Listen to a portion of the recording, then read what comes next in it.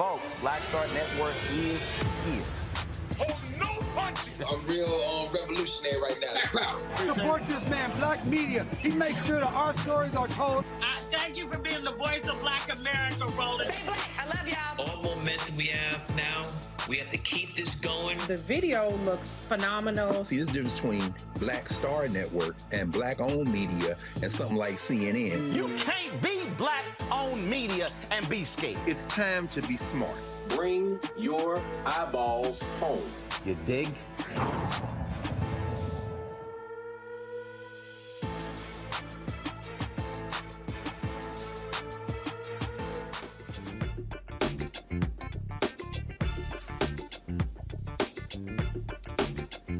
Today is Wednesday, November 30th, 2022. Coming up on Roland Martin Unfiltered, broadcasting live from Tulsa, Oklahoma, streaming live on the Black Star Network. I'm here in Tulsa because for a rally for justice for the Black Creeks.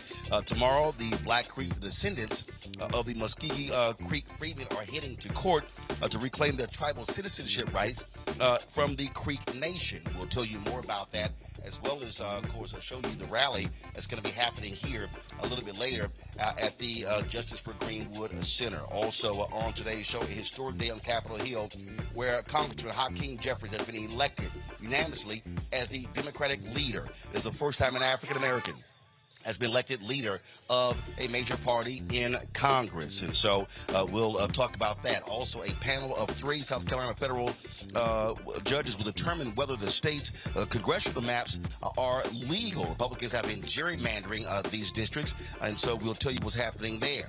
In Georgia, they're breaking early voting records, but just under 12% of the eligible voters have actually cast ballots.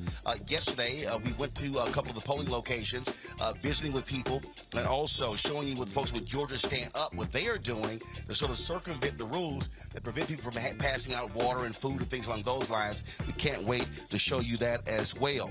Also, the family of a Georgia teen who died of a heat stroke after a school basketball drill, they've accepted a $10 million settlement with the school. Also, another Georgia family looking to find their loved one finds out that the loved one died in police custody. We'll have those details for you. And also, the road to the SWAC championship, powered by General Motors. We're going to be in Jackson, Mississippi on Saturday for the SWAC championship. On today's show, we'll be talking with the athletic director at Jackson State University. They've had explosive growth, but is he on the verge of losing his star head coach, Deion Sanders? We'll talk about all of that right here on Roland Martin Unfiltered on the Black Star Network. It is time to bring the funk. Let's go. He's got it. Whatever the miss, he's on it. Whatever it is, he's got the scoop, the fact, the find. And when it breaks, he's right on time and it's rolling. Best believe he's knowing. Putting it down from sports to news to politics. With entertainment just for kicks, he's rolling.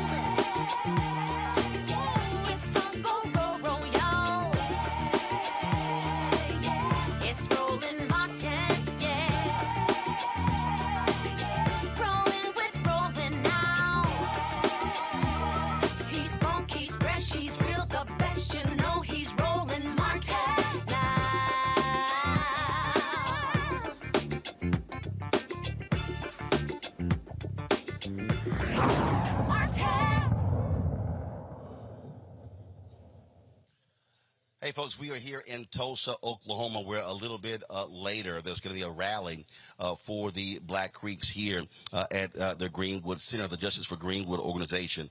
They are leading this rally. They're heading to court tomorrow, and so this place will be filling in over the next hour. This event will be starting in about 90 minutes. I'll be also speaking at this event as well. And so that's why we are back in Tulsa. We were just here, of course, last year for the 100th anniversary of the Tulsa Race Massacre. And, of course, in this same facility as well, here in the heart of Greenwood, where African Americans built this section. Of course, it was destroyed by the white domestic terrorists in this particular city. And so to give you more details on that particular case and that particular story. But first, on Capitol Hill today, history was made when Brooklyn Congressman Hakeem Jeffries became the first African-American leader of a major party when the Democrats elected him as the Democratic leader. Of course, he is replacing a longtime Speaker Nancy Pelosi as the top leader of the Democrats. In 2011, you might remember, 2019, he was elected chairman of the Democratic Caucus, which made him the youngest member serving in leadership. Jeffries, of course, is quite known for dropping references to Brooklyn rappers like Notorious B.I.G., and he's a huge hip-hop fan. He's also a frequent visitor to this show, and he had a news conference today where he laid out the plans for Democrats who are now in the minority. Of course, Republicans will be controlling the House, and his job is to lead them back to victory to control the House. Here is that news conference with Congressman Hakeem Jeffries.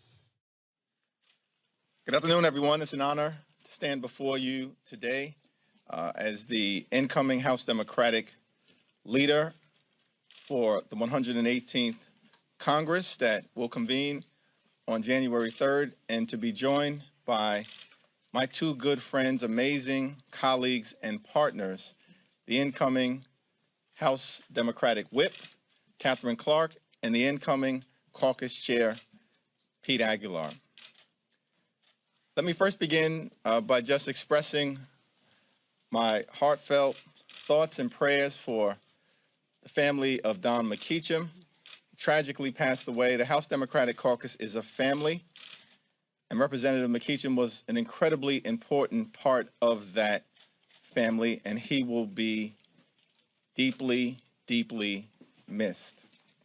I also want to convey my thanks to Speaker Nancy Pelosi, an extraordinary speaker for the ages, who has delivered so much for so many over such a significant period of time. Our caucus is better, our country is better, the world is better because of Speaker Nancy Pelosi's incredible leadership. I also want to thank our current House Majority Leader, Steny Hoyer, and our current House Majority Whip, Jim Clyburn, for their incredible friendship, mentorship, and support for all of us along this journey from the very beginning of our arrival in the Congress. We stand on their collective broad shoulders, building upon the incredible work that they've done, excited about the opportunities to advance the ball for everyday Americans as we move forward into our future. I was born at Brooklyn Hospital, raised in Crown Heights by my two parents who were public employees, a caseworker and a social worker in a middle class, working class neighborhood in the midst of the crack cocaine epidemic in the 80s into the early 90s. I'm thankful for them, thankful for their love, support, and prayers throughout the years, throughout my journey into adulthood and my journey as a public servant. Growing up in that Crown Heights neighborhood, first member of Congress I was ever aware of was the Honorable Shirley Chisholm.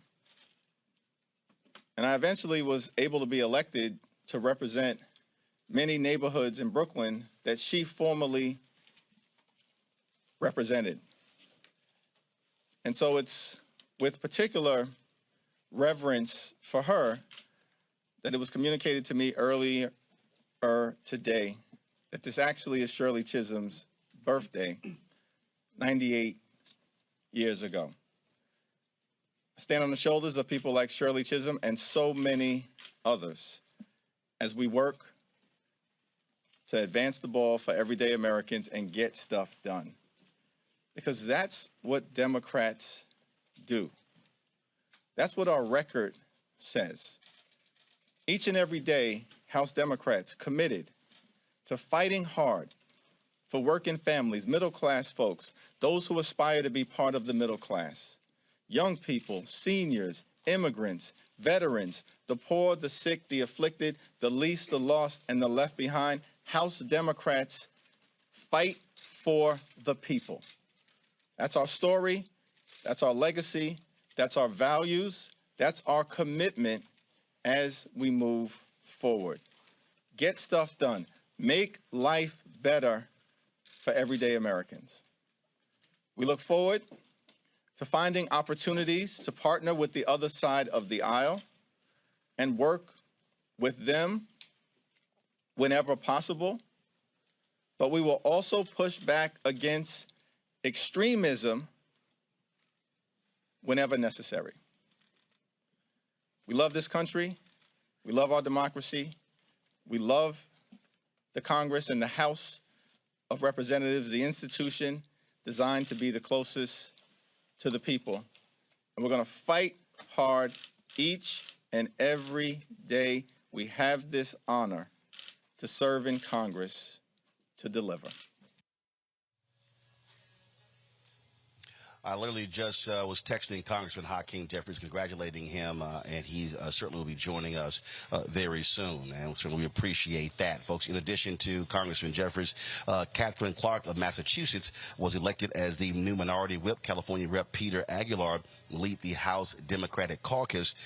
Speaker Nancy Pelosi wished the three new leaders success in this particular statement here. She said, "A new day is dawning, and I am confident that these new leaders will capably lead our caucus and the Congress." Now, keep in mind, there still is going to be another vote, and that is for the assistant leader. Now, some Democrats are upset that Congressman Jim Clyburn is seeking that particular position. He is going to be challenged by another member of Congress. We'll definitely get to that and let you know what happens there. Let's bring in a couple of members of my panel here. A. Scott Bolden, former chair, National Bar Association Political Action Committee. Robert Patillo, who is the host of People, Passion, Politics, News and Talk, 1380 AM on WAOK there in Atlanta. And we'll be joined later by Monique Presley, legal analyst and host. Make It Make Sense with Monique Presley. Glad to have the both of you here. First of all, so here's what's interesting here, Scott. I think when you look at this decision here, I mean, smart move by Speaker Pelosi for the triumvirate, Speaker Pelosi, Steny Hoyer, and Jim Clyburn to all step down. But unlike what typically happens, they're not actually leaving Congress. They're still going to be there, providing their support to these new leaders. The three of them, if you look at their ages combined, exceeds 250 years. And so that, I thought that was a very, very a smart move in terms of how they did this, because they've been clamoring, the young members have been clamoring for quite some time how they needed new leadership. And with the Democrats losing control of the House, this clearly was the perfect time to make this type of move to usher in a new leadership. And we talk about new leadership. Hakeem Jeffries is just a couple of years younger. I think he's 53, 52, 53.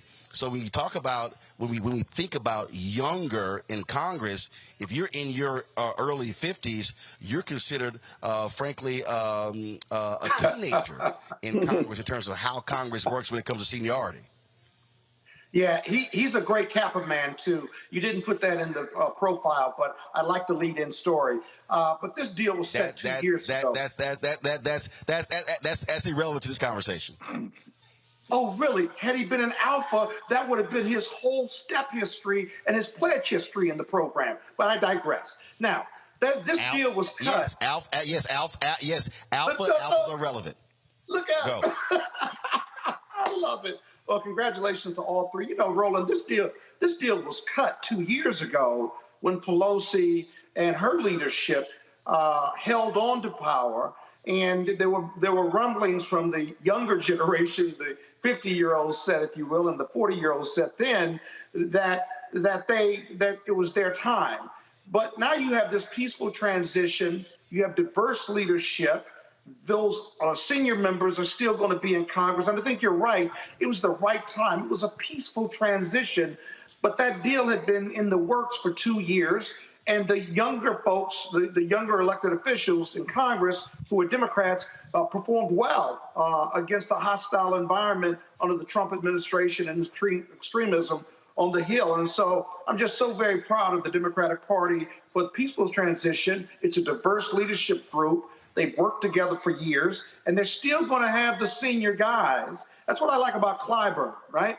that he's going to run for assistant leadership, but more importantly, that the senior leaders from the last 4 plus 20 years are still there to not interfere, but to advise, support, and to continue to teach and train to the extent possible. And so you won't have that on the Republican side. Juxtaposed to the Republicans, you're going to have a big fight whereby McCarthy may need some Democrats. That'll probably never happen, but he may need some Democrats to be the Speaker of the House. We'll have to continue to watch and see what happens there.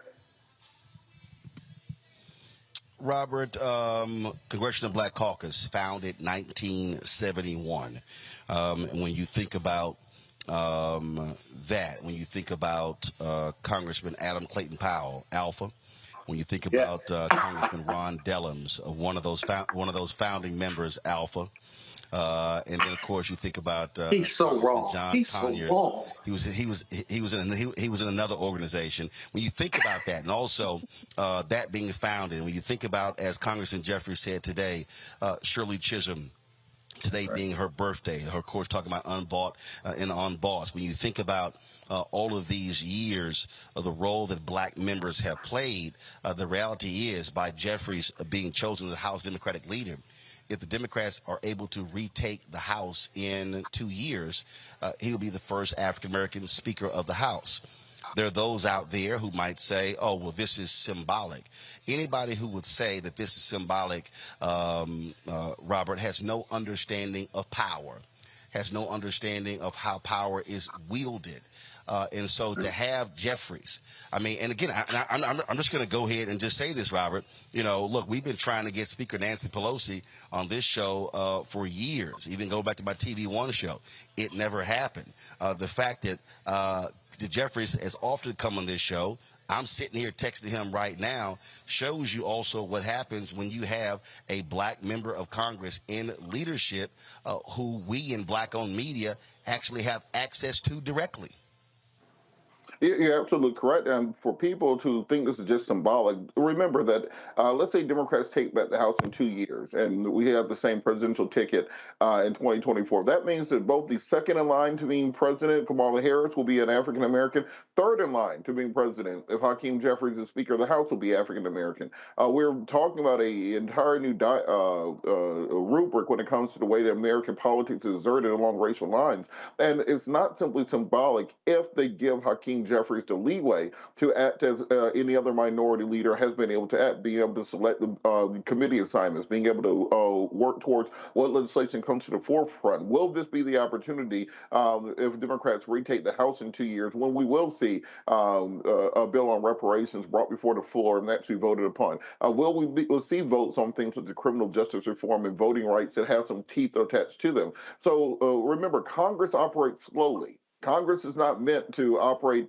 the way that city council works, the way that your student government associated here works. When Nancy Pelosi was Hakeem Jeffries' age, it was the middle of the Gulf War in the early 90s. Family Matters was on TV. TGIF was dominating the ratings. So it takes a while for things to take place. We talked about universal health care for a half century before we got to Obamacare. We've been talking about many of the things that are in the Build Back Better bill for the better part of a half century. But this is absolutely a sign of progress, a sign that elections matter, and a sign that the African-American vote is now not just the backbone, but the basis of the Democratic Party. The Democratic Party has to now do elections based upon the idea of, number one, get 90% of the black vote, number two, figure out how to get everybody else. And that gives us massive negotiating power when it comes to the legislative agenda going forward. It just matters whether or not we'll exert it properly.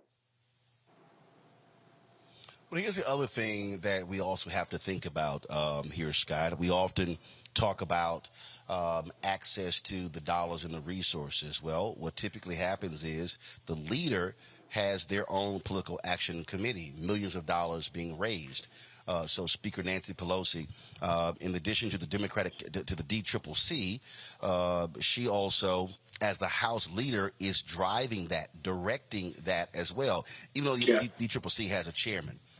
Same thing up on the Republican side. But she also has a leadership political action committee, millions of dollars are raised, and is providing those resources on the ground. Now you're going to have Jeffries there. I can tell you the last several years, I have had direct conversations with Congressman Hakeem Jeffries, who's been very much vocal out there fighting on behalf of black-owned media to ensure we're getting those dollars. Same with Congressman Greg Meeks, who is the CBC Political Action Committee chair as well. And so, again, that's the other deal. This is not a question of we have a seat at the table. No, you now have an African-American who is at the head of the table. Absolutely. He's committed to not just black media, but he's committed to our community. He's committed to black entrepreneurship, lawyers, doctors, accountants, business people, real estate folks. And so look for him to assert that will and that stamp, right, to allow us to compete for dollars when historically we've been locked out. He can lead policy, but he can drive entrepreneurship and the success for outstanding folks in every industry who just happen to be black. It's not about us now begging to people for dollars or crumbs. We have someone that can direct those dollars who actually have direct knowledge of our capabilities, our excellence, if you will. So it's not going to be a heavy lift. Look for him to create an even playing ground and look for some diverse vendors across the board now to participate in the DNC and the Democratic process.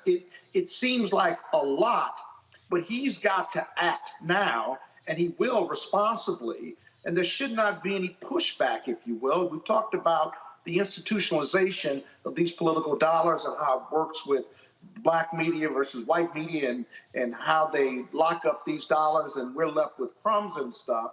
We've got to continue to press him, though, and his team to do what he wants to do, what he knows is the right thing to do. We cannot let up on that because those that don't look like us are talking to him and pressing him in the other direction. At least I would presume that. And so our job with him is not done. We have to be assertive. We cannot celebrate and not keep the pressure on him to act in our best interest simply because he shares our interests.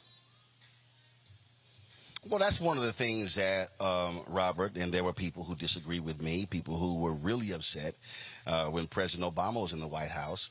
And I don't understand why these people were upset because literally I wrote a piece for Essence magazine before he was even inaugurated saying him simply being inaugurated is not the victory.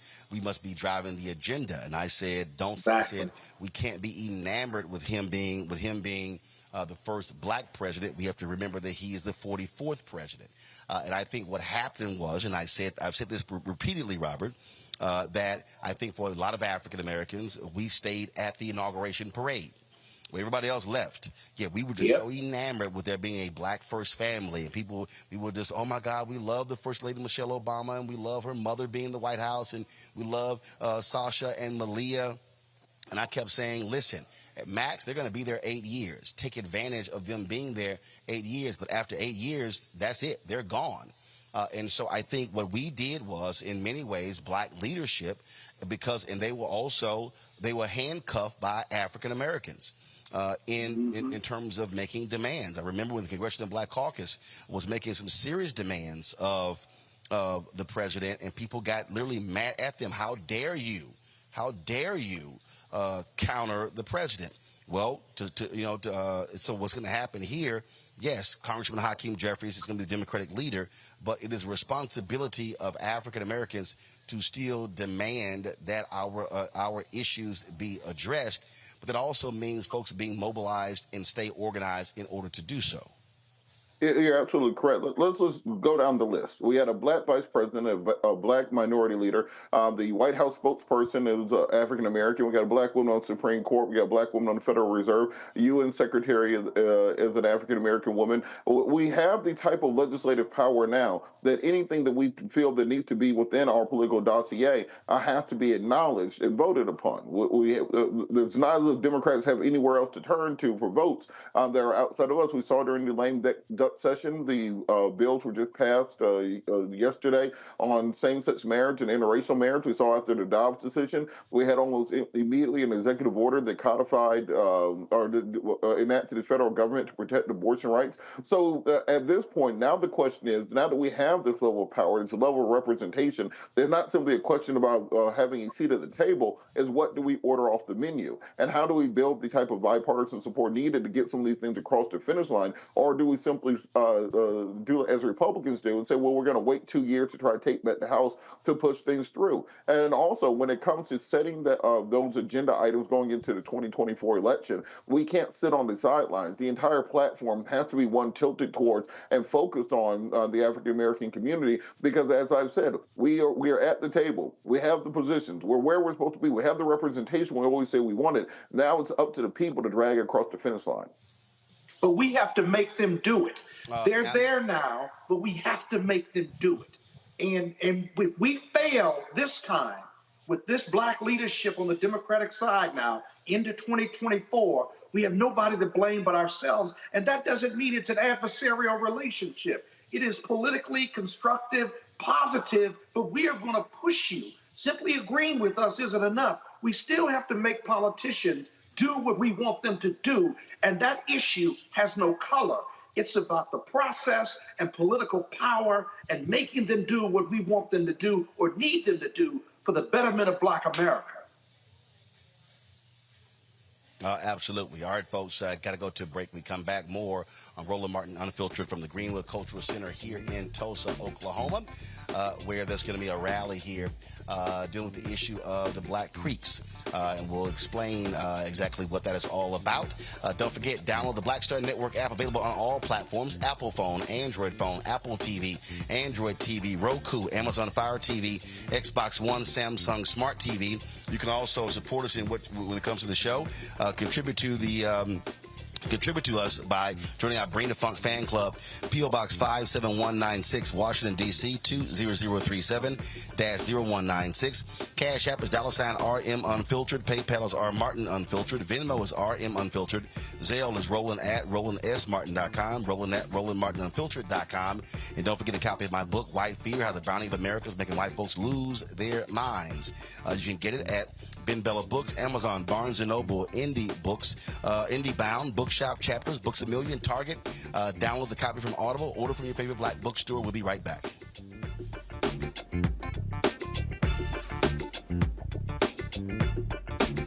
Is it just me? Or does it feel like we've been here before?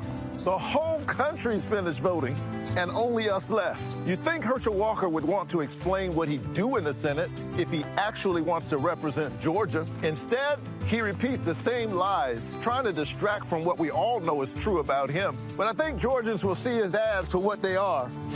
Don't you? I'm Raphael Warnock, and yes, we're doing this again. That's why I approve this message. On the next Get Wealthy with me, Deborah Owens, America's Wealth Coach, inflation is on the rise. Interest rates are high. Can you still thrive during these uncertain times? On the next Get Wealthy, you're gonna meet a woman who's done just that, living proof of what you need to do to flourish during these uncertain times. These are times where you take advantage of what's going on. This is how people get rich or richer. That's right here on Get Wealthy, only on Black Star Network.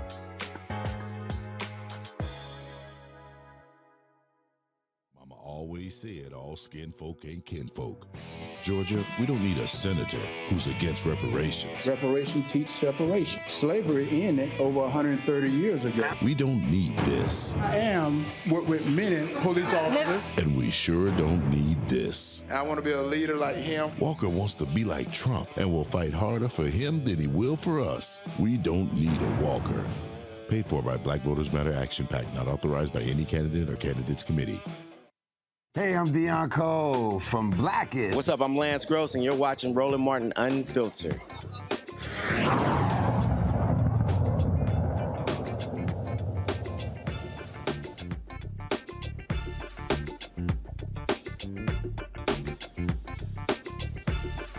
All right, folks, we're broadcasting live from the Greenwood Cultural Center in Tulsa, Oklahoma, where there will be a rally in about an hour for Justice for the Black Creeks.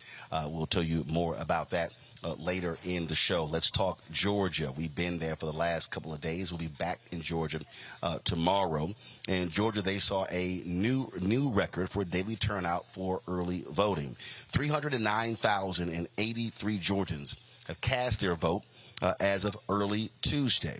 Not including today's totals, 833,738 early ballots have already been cast in Georgia. It is the U.S. Senate runoff between incumbent Senator Raphael Warnock and a Republican Herschel Walker. Again, of the total amount, that's roughly 12% of the state's 7 million registered voters. Now, while we were understand this, last night we were, of course, in Sandersville, Georgia, where one of the organizers talked about there were 1 million black folks who did not vote in last year. And so significant. So again, we're looking at the numbers this year, and in some of these counties, we're seeing where black turnout is anywhere from 45, 48, 50%. You've heard me say consistently that we need black turnout to really be at 65, 70, 75% of eligible voters. Now, while we were in Atlanta yesterday, we saw and spoke to folks who were lined up outside various locations to actual vote. This here is South DeKalb Mall, the video you're seeing right now, where we got there. There were folks who were in the lines, and then of course, then we visited Metropolitan Library, which is a prominent location in Atlanta, where a number of people actually voted. If we can go to that video, the next video, please. So we talked to Deborah Scott. She's with Georgia Stand Up, and so hold that video, please. Pause that video. Pause that video. Thank you. Okay, so we talked with Deborah Scott about the early voting, and so roll it back, cue it up, please. We talked to Deborah Scott, who's with Georgia Stand Up, about what they were doing to get people to vote and how they were circumventing the laws. Remember, Georgia made changes to the voting law after 2020 when John Ossoff and Raphael Warnock won the 2 United States Senate seats, and Biden and Harris won the state as well. And so they prevented folks from handing out water and handing out food to people waiting in line. So what Georgia Stand Up did, they actually set up camp across the street from the early voting location. They had food trucks, they had water, they had snacks, and people can stop by and get before they go vote, or they do it afterwards. And so here's my chat with Deborah Scott. So you said this is the 16th party? Is this our 16th party? 16th party. Party at the polls. We are partying at the polls because they said we can't give out water over there. So we said we come over here and we're partying. Right. Right. So we have a vote party. So y'all set up. So you got. Set up. We have food trucks. So and basically, food. folks just walk over here, get it before they go over. That's right. And we have chairs. We have food. We have surveys. We get the black census. We got it all. Okay. Mayor's been out here. Candidates have been out here, but this is a nonpartisan event. How has it been?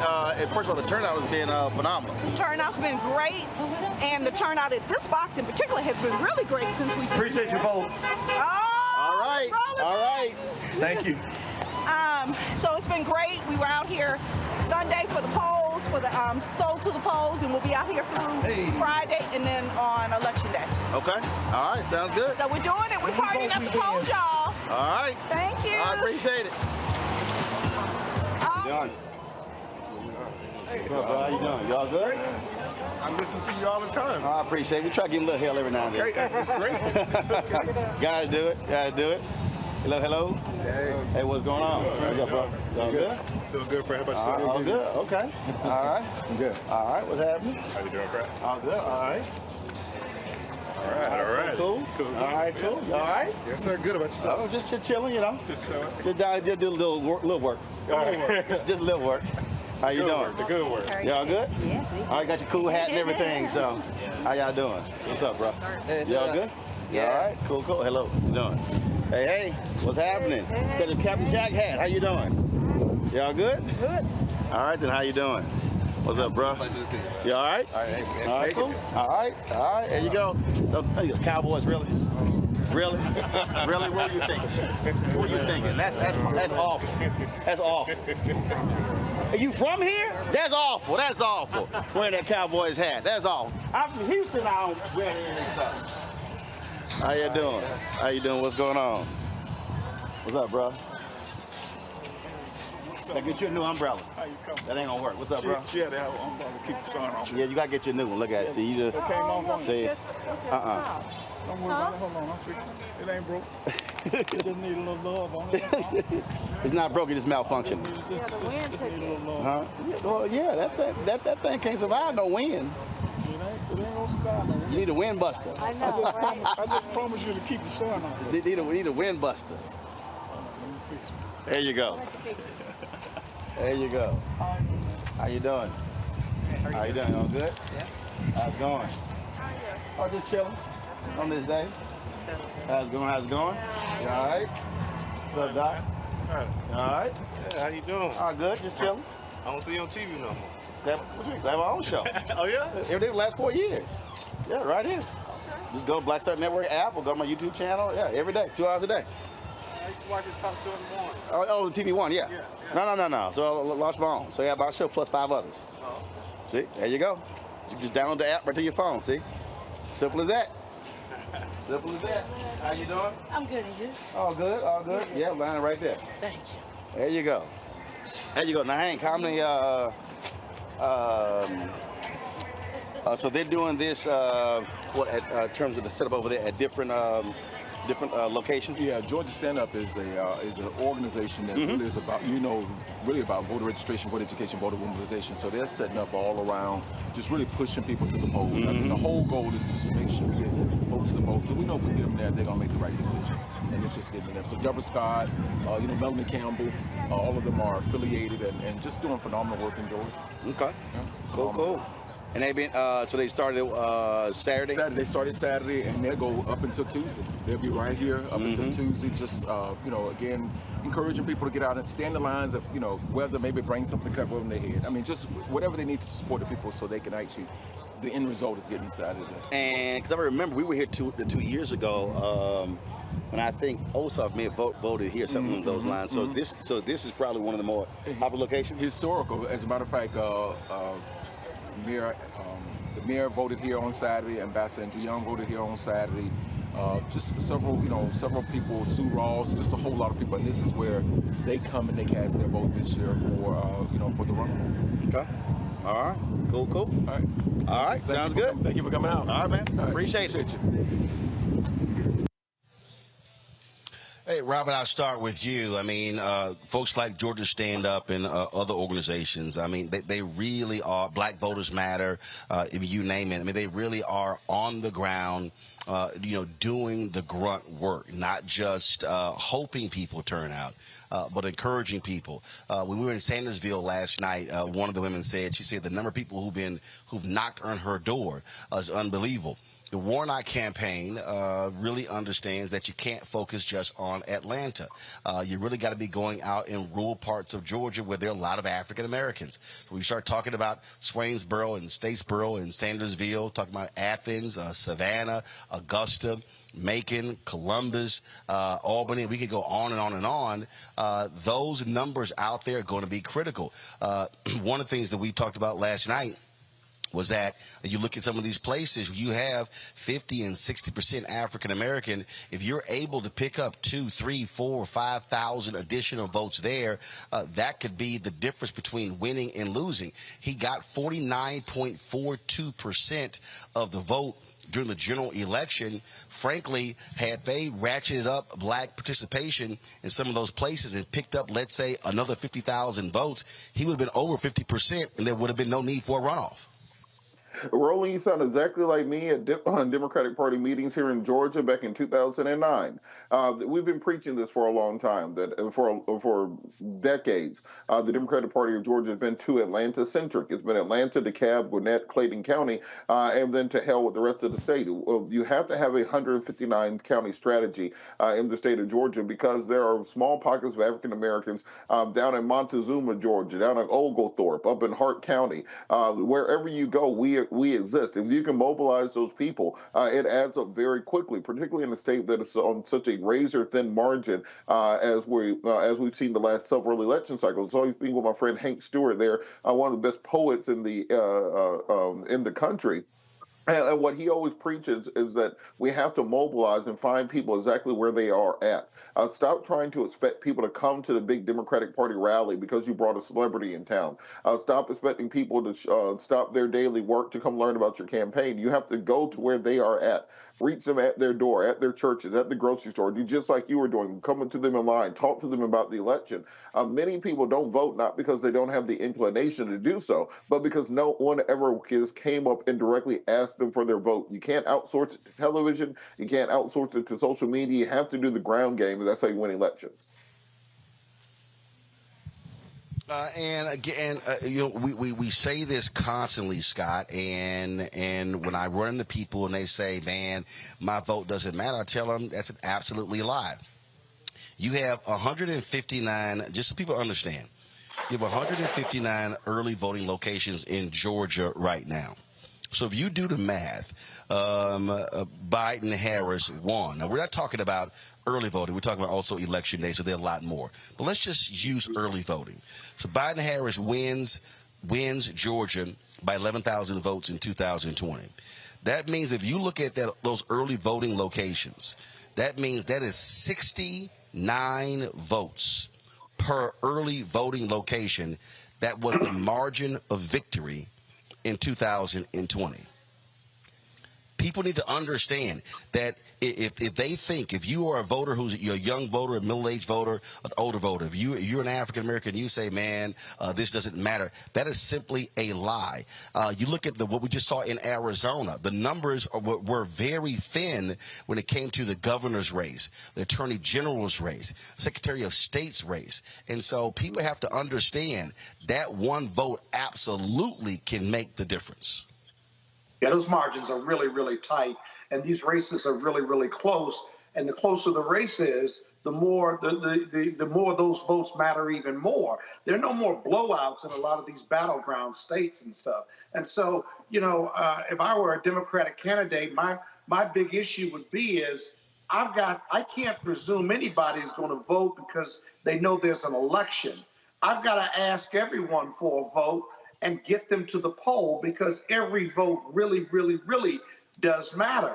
And so the fact that they know about an election, I can't guarantee I'm going to get their vote unless I ask for their vote and I go knock on that door in the hinterlands, as my father used to say. Because now we really do need, Republicans and Democrats need every vote because these margins are so close. And so your GoTV money becomes even more important. Because I don't care what you spend on ads and running ads and TV and what have you, you got to go touch hands and ask for their vote and get them to the polls. It's a process because the margins are just way too close, especially in Georgia. And Robert, of course, again, walking through this. We heard this when we were on the ground there. A lot of people said, I can't believe there's even a runoff. This man is dumb. Let's be real clear. I don't understand why people don't understand this. I hear them say this all the time.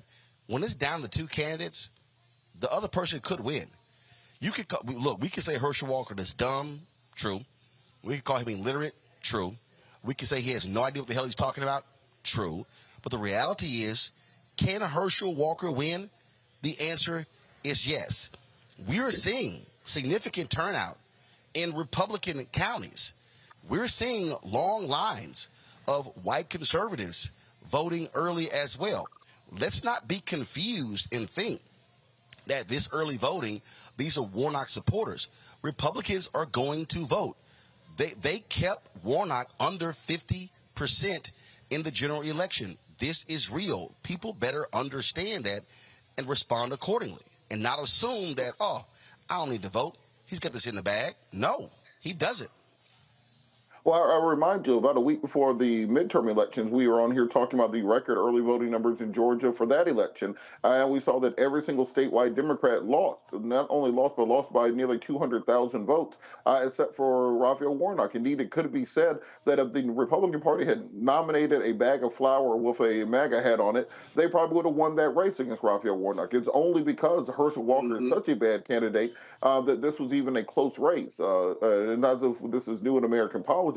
But in reality, there's no reason to think that Raphael Warnock has this in the bag, that somehow this is a fait accompli. We've seen Lindsey Graham and Tim Scott in the state. We've seen Tom Cotton and Rick Scott. We've seen Ted Cruz in the state, all campaigning for Herschel Walker. They've told Donald Trump to kind of stay out of the state until the very last minute. We may see a last-minute Trump rally on behalf of Herschel Walker here in the state. The MAGAs are very motivated, very animated, and they see this as being their last opportunity to potentially regain their footing after an abysmal showing in the midterm elections. And also they understand that the nature of the Senate is that Raphael Warnock's vote at this point in time will be canceling out a vote such as Joe Manchin. And if they want to continue to be able to have gridlock in the United States Senate, you have to keep this 51st seat out of Democratic hands. So they are fighting tooth and nail in order to do so. And let's not also forget about the impact of Senate Bill 202, the Georgia voter suppression bill that was passed by the Republican legislature after Ossoff and Warnock won in 2020. Because of that, we saw Stacey Abrams get nearly 120,000 fewer votes in 2022 than she got in 2018. This went all the way up and down the line on the Democratic side of the aisle, to the point that Stacey Abrams didn't even get the second most votes among Democrats. She got the third most votes behind Jen Jordan and Charlie Bailey. So don't let the media news stories fool you. Don't let the prevailing trade winds fool you. This is a neck-and-neck, razor-thin race, and Herschel Walker has every reason to believe that he will win it. And Raphael Warnock is going to need to put the pedal to the metal, not leave any stone unturned or any votes out there waiting if he wants to win this race.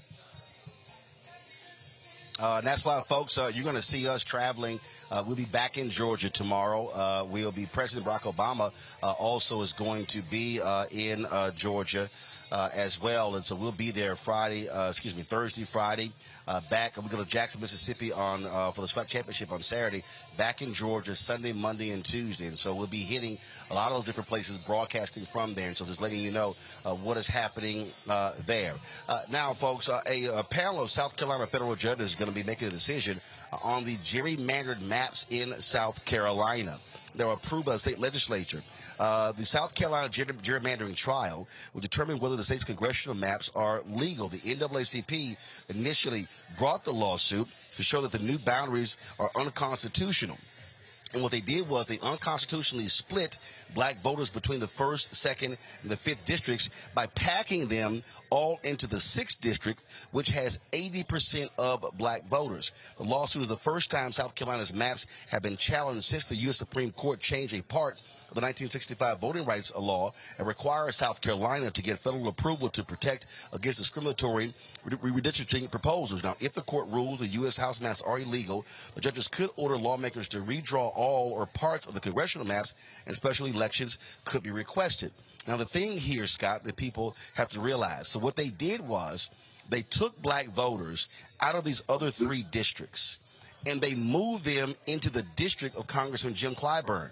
That's already super black.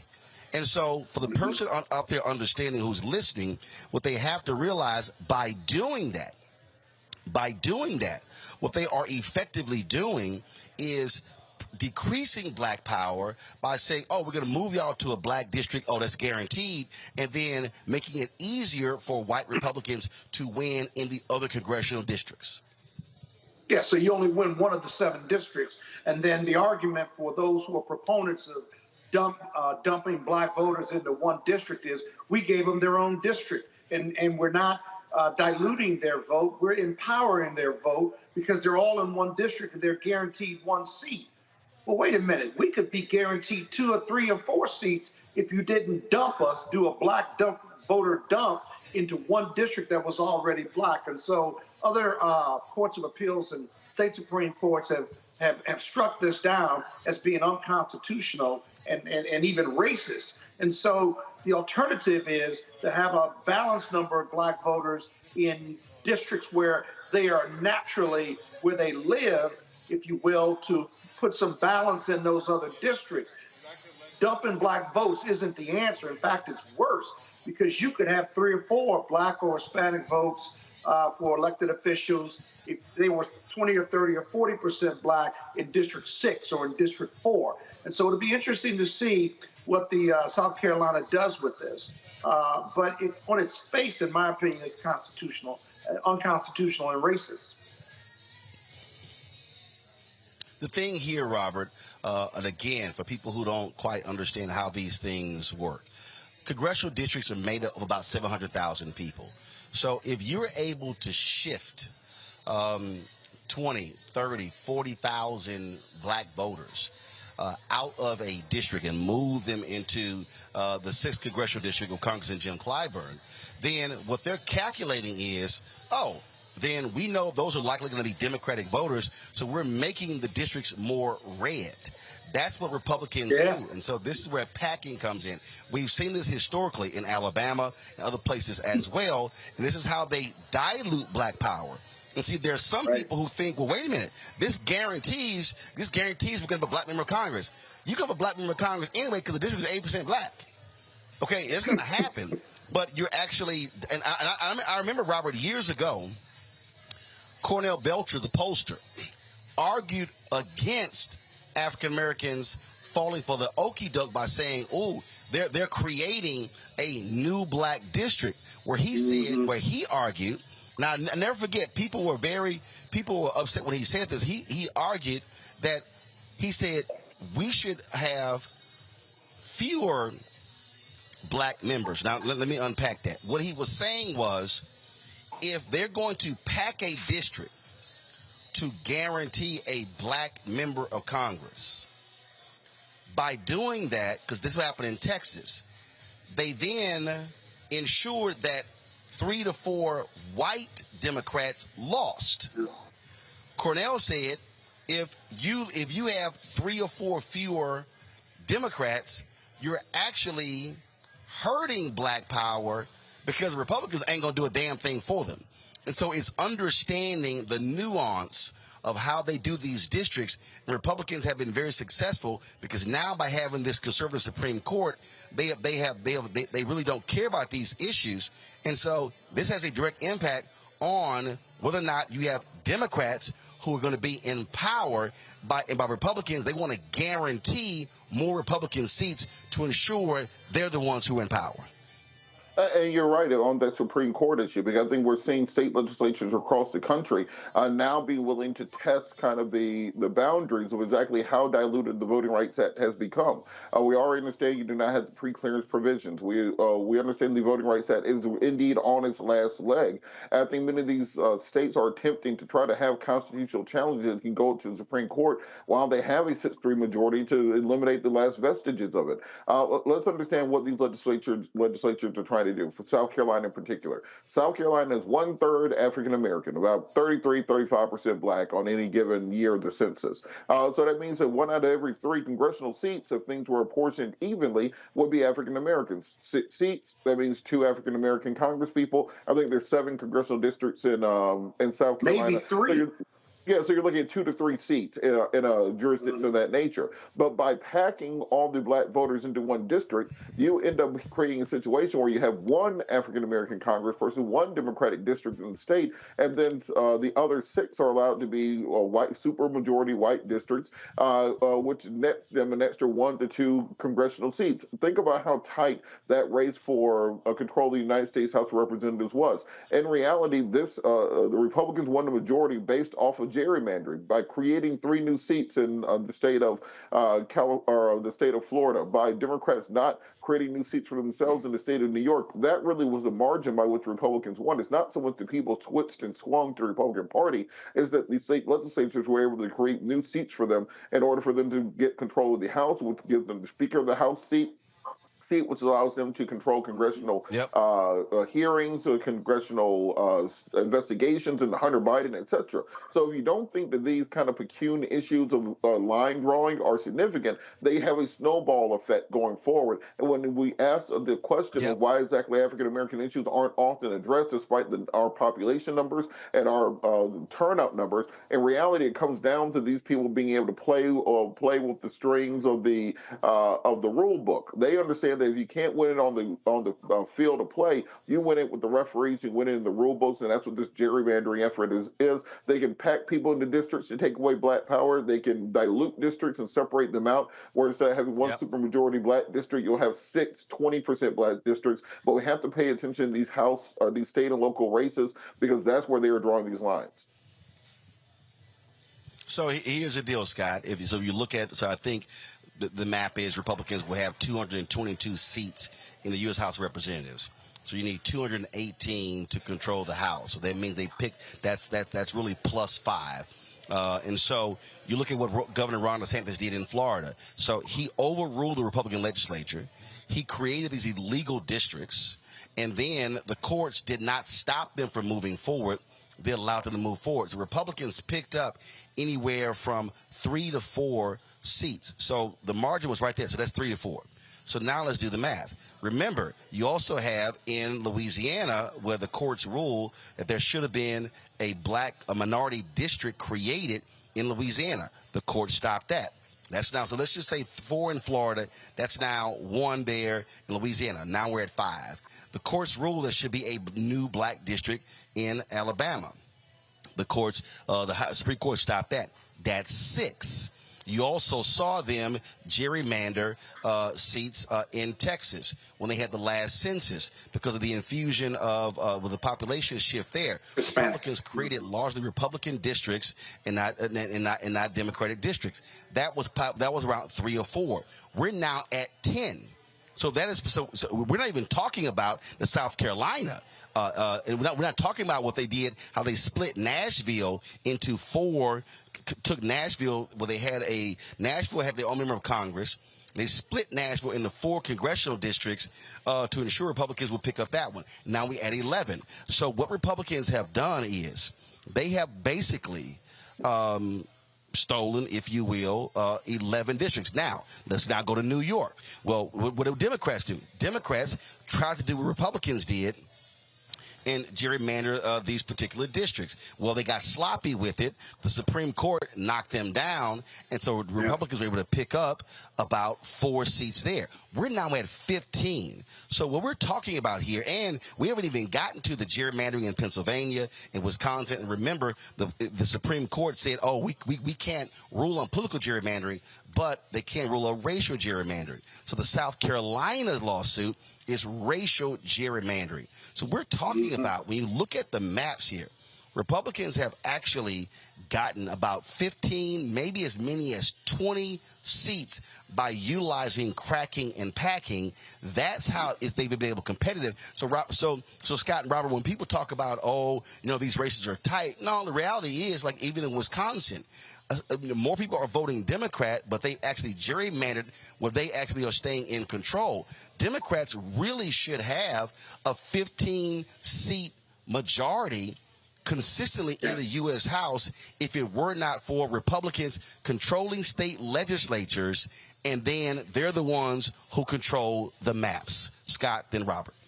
It was huge between 2008 and 2012 because I believe in 2008 or 2012 the Democrats lost several House seats, several state House seats, several state representative seats. And really, the Democrats have never recovered.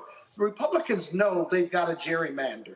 Their policies are not popular. They're not popular with the voters. And these elections are popularity contests. There's no litmus test in the Constitution for how you can run or whether you can run. There's no intelligent quotient. And so all you have to do is be popular.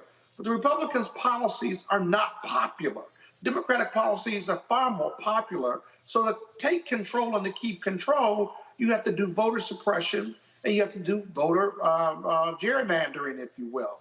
And so those 15 seats that you talked about, This is why the courts are so important. If the courts fail you, and now you can't bring in DOJ because they gutted Section 5 of the Voting Rights Act 10, 15 years ago, you're now stuck with a party that's unpopular ideas, but they continue to manipulate the system illegally. And if allowed to do that, they can still maintain control, notwithstanding how unpopular they are, how unpopular their candidates are, or better yet, how unpopular how incompetent their candidates are, like a Herschel Walker. And so it's all about power, which is why Black folks need to continue to vote up and down the ballot, vote for the judges if they're subject to election, but really vote in these state houses and these governor races, because all politics is local politics. It all starts from there. And now you have the national impact of gerrymandering and having Republican leadership in several states, including the southern states.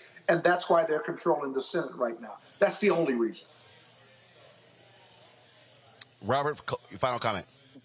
Well, I think this is also a time that Democrats have to look back at exactly what happened, as Scott said, during that period of time from 2008 till 2016, when you had kind of the raiding of the Democratic Party grassroots on a national level in order to support the national party. And now that comeuppance is coming back by not supporting these state and local parties, by not getting state house seats across the country. That's why Republicans have these majorities where they're able to redraw these districts. So remember, everything in politics has a snowballing effect. And even though you think, well, yeah, we'll just take a little bit of money from the state party now, I'm sure nothing bad will happen. It happens later on down the line, so we have to be very intentional for our political decisions. Absolutely. All right, folks, got to go to a break. When we come back, our Black and Missing. We also have, of course, our Tech Talk segment in addition to the Road to the SWAC Championship, powered by General Motors. We'll be talking with the Jackson State University athletic director in that segment as well. And then, of course, in less than 30 minutes, we have the rally here taking place for the Black Creeks. And so we look forward to explaining that to you as well. You're watching Roland Martin Unfiltered. Folks, if you're watching us on YouTube, hit the like button and the share button, okay, folks? A lot of y'all are commenting in there. Nearly 3,000 folks in there right now. We should easily be at 1,500 likes, okay? I should have to ask y'all every single day to do this. You hit that like button plays a role in us being able to be a part of the algorithm for people to recommend our videos. And so please hit that button, okay? And if you hit the like and the share button, if you're watching on Instagram, Twitch, if you're watching on the Black Star Network, on Facebook as well, all of those matter. So hit the like button. When I come back from the break, I should be seeing 1,500 likes, okay, folks? And download the app. Support us as well there. Apple phone, Android phone, Apple TV, Android TV, Roku, Amazon Fire TV, Xbox One, Samsung Smart TV, and support us financially. Your dollars make it possible for us to be able to travel to places like this, covering these type of news stories, being on the ground. No other Black media is doing this, y'all. Let me say this again. No other Black media is doing this. You do not see the Griot at Blavity. You don't see Black Enterprise. You don't see Essence. You don't see Urban One on the ground traveling to places around the country like we do. And so your dollars make it possible for us to do this. Send a check and money order to P.O. Box 57196, Washington, D.C. 20037-0196. Cash App, $RM Unfiltered. PayPal, R Martin Unfiltered. Venmo is RM Unfiltered. Zelle is Roland at RolandSMartin.com. Roland at RolandMartinUnfiltered.com. And of course, you can get my book, White Fear: How the Browning of America is Making White Folks Lose Their Minds. Available on all platforms, online, downloaded from Audible. Also order through your favorite Black bookstore. I'll be right back.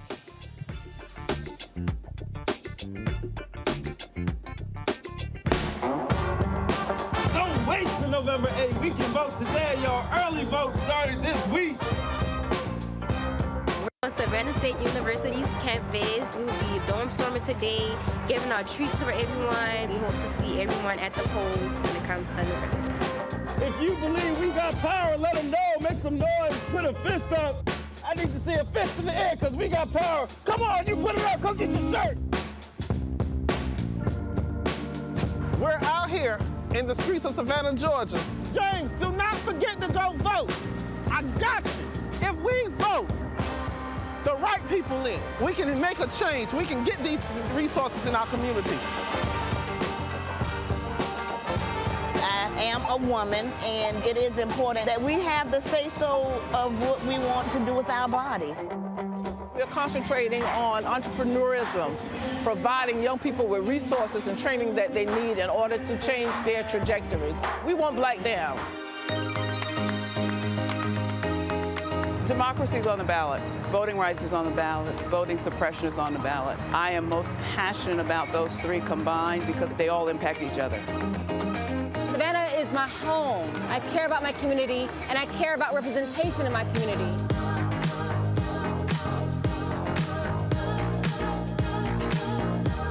Our voices are still going to be heard no matter what kind of obstacles try to come up against us to stop us from voting. We're still going to be standing our ground. I see the effort that's being made to keep our communities from voting, so that makes me realize it's even more important, because if it wasn't important, they wouldn't be fighting to make sure we couldn't vote. This doesn't stop this year. This is a forever movement. We're going to exert our power as a people, walk in our rightful place. We're going to change our communities, fight for our communities, and build our communities.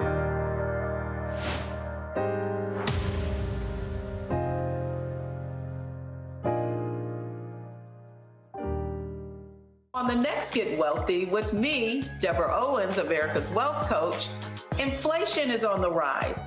Interest rates are high.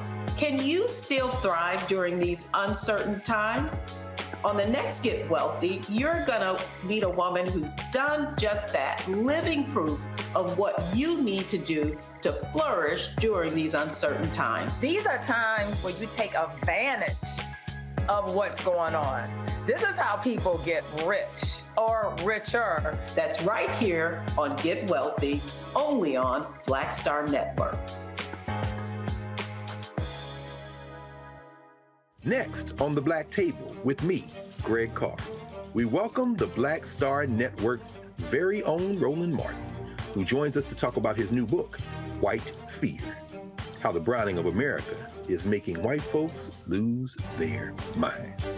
The book explains so much about what we're going through in this country right now, and how, as white people head toward becoming a racial minority, it's going to get, well, let's just say, even more interesting. We are going to see more violence. We're going to see more vitriol, because as each day passes, it is a nail in that coffin. The one and only Roland Martin on the next Black Table, right here on the Black Star Network. What's going on? This is Tobias Trevelyan. Hey, I'm Amber Stevens-West. Yo, what up, y'all? This is Jay Ellis, and you're watching Roland Martin Unfiltered.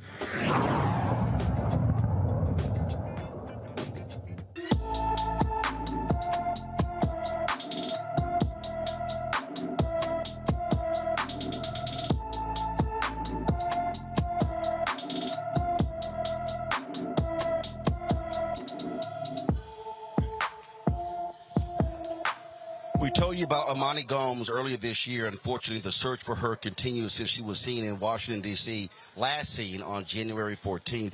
The now 16-year-old is 5 feet 4 inches tall, weighs 135 pounds, with brown eyes and black hair. She was last seen wearing a black jacket, orange and gray ski pants, and orange and white sneakers. Anyone with information about Imani Gomes should call the Metropolitan Police Department at 202-727-9099, 202-727-9099.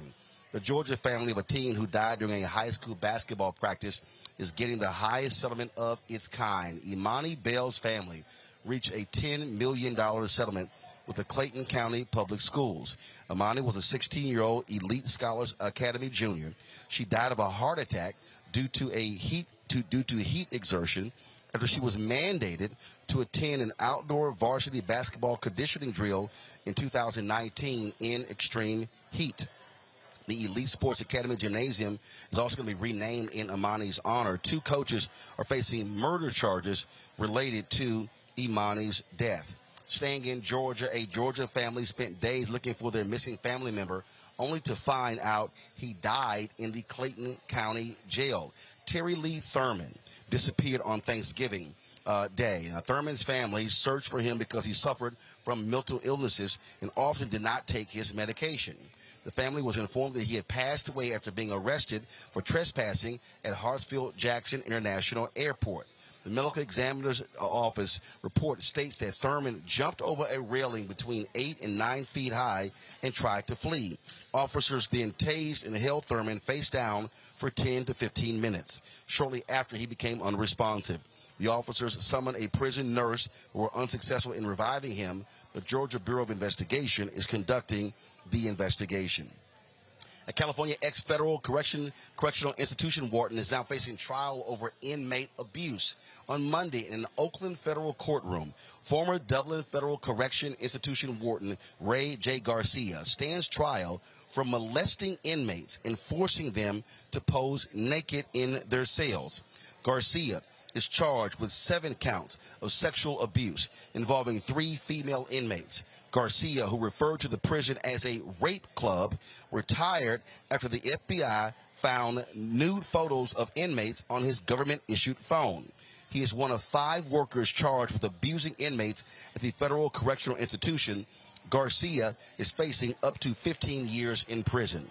You know, Scott and Robert, the Civil Rights Division of the Department of Justice, led by Kristen Clark, they have been doing an admirable job really going after prison guards and wardens in this country. A number of people have been indicted, a number have been convicted and sent to prison, and so this is another example of the great work that they are doing to protecting the constitutional rights of inmates. I think this is an important point when people talk about whether or not voting matters. Remember that years ago, there was a case before Clarence Thomas was on the Supreme Court where he was asked about the issue of prison rape. And he said, well, people need to understand that that's just part of their sentence. And therefore, that did not constitute cruel and unusual punishment. Compare and contrast that with Kristen Clark and the current Department of Justice and their views on the issues, where they understand that individuals who are incarcerated or who are facing criminal sentences still maintain their access to basic human rights, basic civil rights, the basic respect for humanity that is necessary. And for far too long, abuses by prison guards, by other inmates, have simply just been seen as par for the course and part of your sentence for going to prison. It's good to see that we're finally putting some action towards restoring basic human rights. And now we can work towards ameliorating mass incarceration in this country so that it will not be such a large issue. I think that's the next step in this battle, but we do need to stop and appreciate baby steps as they come along. You know, Roland, I call these Brubaker cases. The movie Brubaker was a movie 20, 30 years ago about a prison that had similar allegations to it and overall negative, bad prison conditions that prisoners were subjected to. But in this last case, this example you gave, he was not only corrupt, but he was dumb too. He's a criminal, but he's a dumb one. They found naked pictures of women prisoners on his government-issued phone. Are you kidding me? If you're going to engage in criminal conduct, then you certainly shouldn't have it on your government-issued phone. But that's the arrogance of it and the hypocrisy of it. And so hats off to DOJ for pursuing these cases. But as I tell you, if they looked at every police department, if they looked at every correctional facility, east, west, north, south, you could create a case because the prison conditions are so bad and so corrupt in so many different places. Maybe not 100%, but several of them in several different states. It's just inherent that these organizations, because of the business that they're in, housing prisoners to punish and to rehabilitate, at least supposedly rehabilitate, you have this equation that is ripe for corruption, criminal or otherwise. All right, folks. Now let's go to our next stories. Now time for the road to the SWAC championship, powered by General Motors.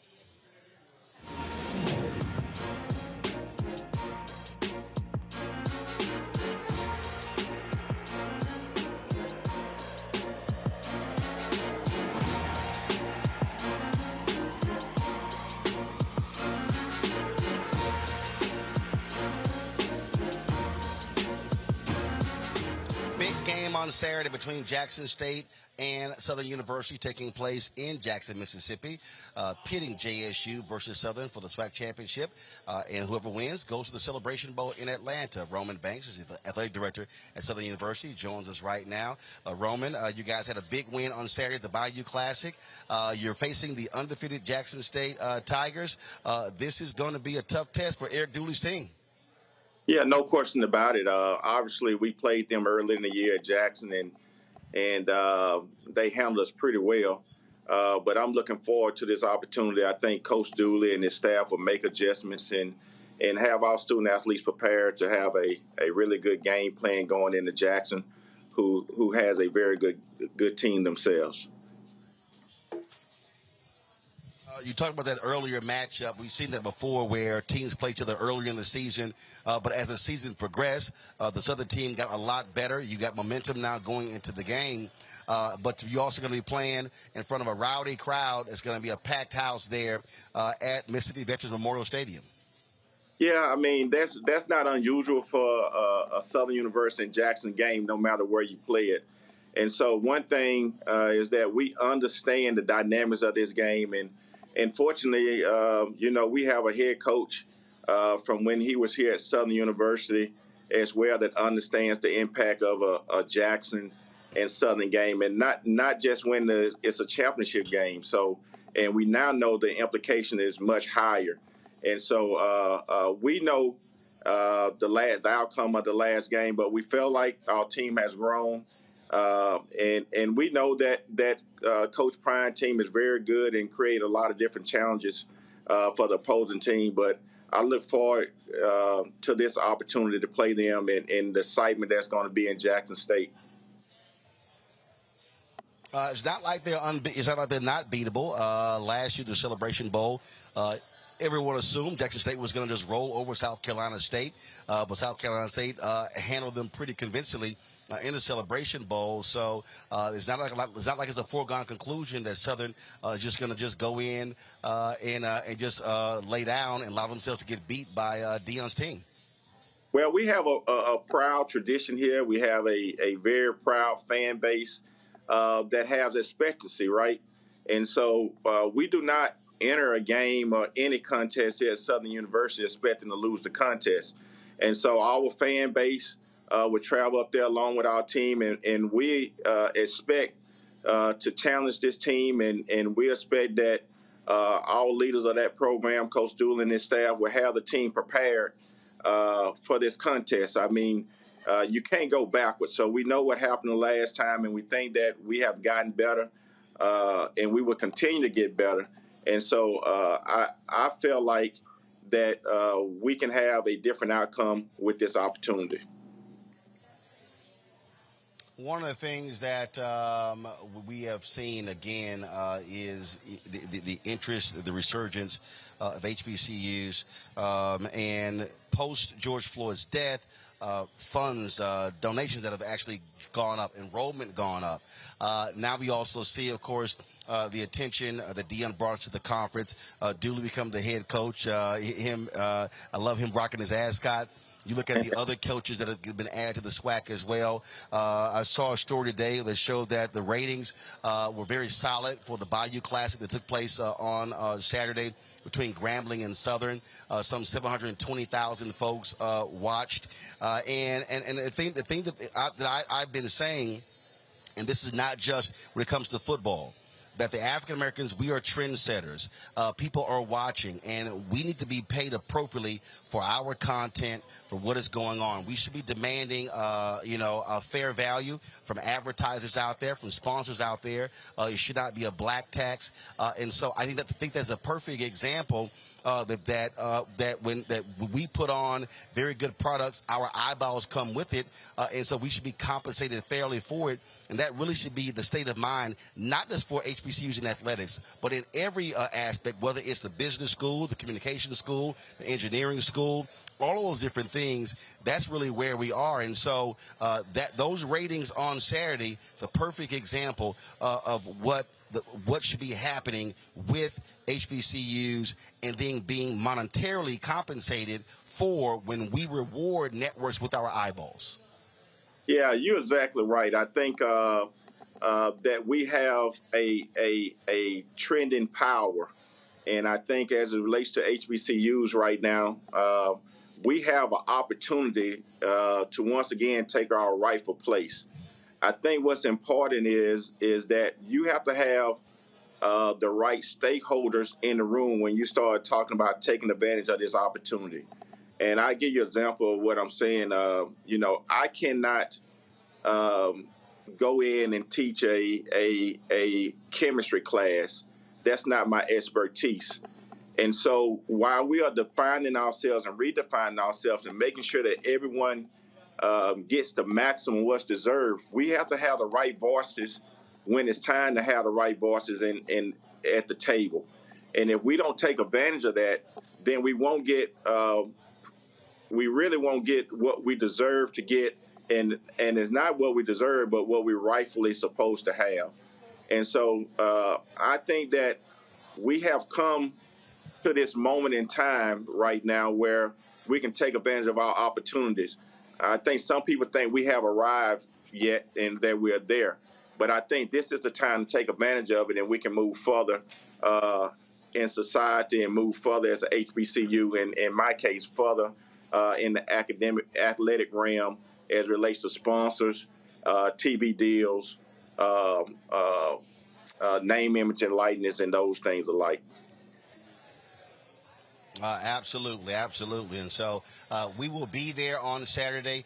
We'll be in the General Motors activation there, broadcasting the pregame show.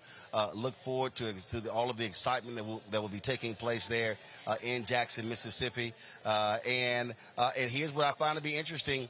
A lot of people, obviously, they're talking about the halftime show, but here's a perfect example, Roman, where people are having more conversations about the fourth quarter as opposed to the fifth quarter. And I think that is important. They're paying attention to the product on the field and not just the halftime show. No question about it. I mean, that fourth quarter right now, that means that this game is impactful. Traditionally, it's a great game. And so the buzz is out there. And I think that when we get to Veterans Stadium, it's going to be 40, 50,000 plus. And so I'm looking for us to represent our fan base well. I'm sure Jackson State going to represent themselves well.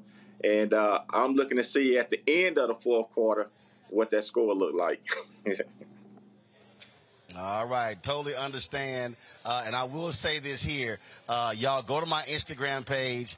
I love Grambling, but Roman had the best after party after the Bayou Classic. I was there for the second year in a row, and so it was lit. And you brought in a brass band, the Truth brass band, who did a great 15-minute performance. So that was and you led them in. So that was awesome. That was a celebration victory right there. That's called partying with a purpose. Overtime with Coach Roman Banks, fundraiser everywhere we go. All right, then. Roman, I appreciate it. Thanks a lot. Good luck to your Southern team, your Southern Jaguars, on Saturday in the SWAC Championship. Yeah, remember, I'm going to be watching what you're wearing. Well, I haven't got with the tailor. I'm on the road here in Tulsa. I'm going to be back in Georgia, so I couldn't get my Grambling shirt cut in half and then the Southern stitch. So it probably will be a Roland Martin Unfiltered shirt, so I'll be neutral. I got you a goodie bag coming. Have a good day. I got you. I appreciate it, Roman. Thanks a lot. Folks, don't forget, we're going to be in Jackson, Mississippi, broadcasting from the SWAC Championship, powered by General Motors in their activation area. Look for us there. The pregame show. We got some great stuff lined up. Really looking forward to it. You can come there, get information on General Motors electric vehicles and other information if you like. So we'll look forward to being there. So we'll see y'all in Jackson. Come on by. Come by our booth. You'll see our tent. Come take selfies, all that good stuff. Really looking forward to being in Jackson on Saturday for the SWAC Championship. I'll be right back on the Black Star Network.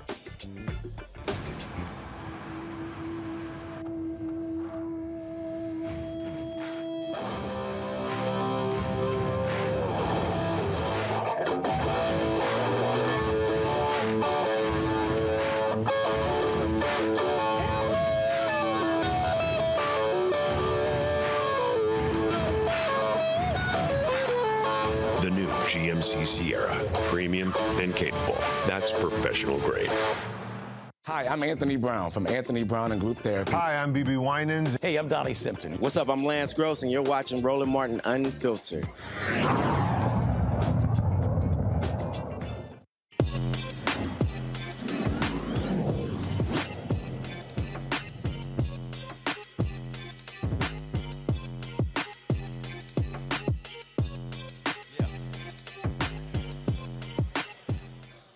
All right, folks, we all need help controlling our finances, and less than 25% of us are consistently saving a portion of our income.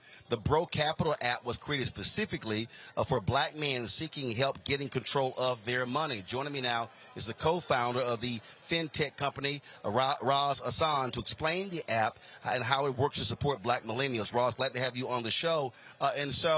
Why specifically black men? Thanks for having me, Roland. Specifically black men, because a lot of resources are currently available for black women. Bro Capital was founded in 2016 when black women were the fastest growing entrepreneurial group.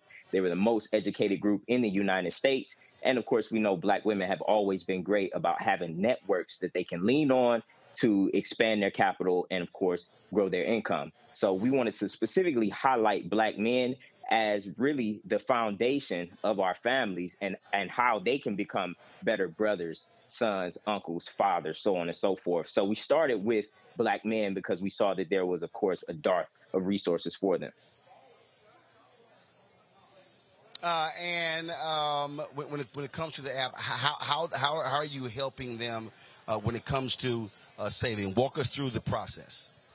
So it's the research shows that less than 70% of millennials are able to handle $1,000 emergency if it were to befall them right now.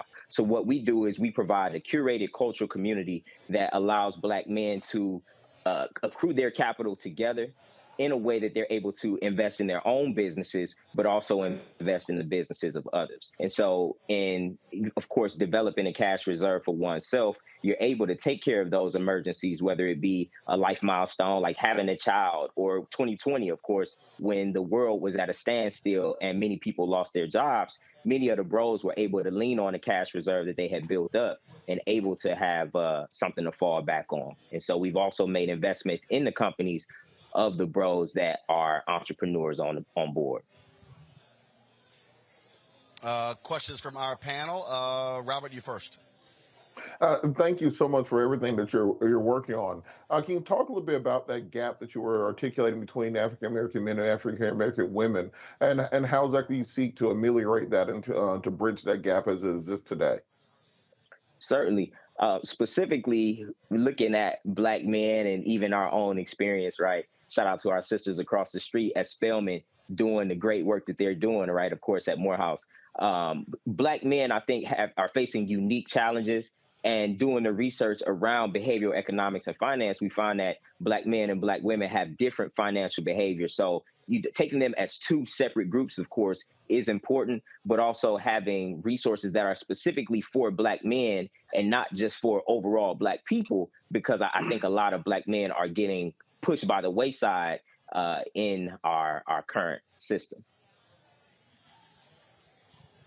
Scott? Hey, young brother. Hey, Scott Bolden, class of 84, Morehouse College. I'm glad to see you on the show doing your thing. What are your measurements for success with this app and this technology fusing with culture? How do you measure your success, and what are those particulars?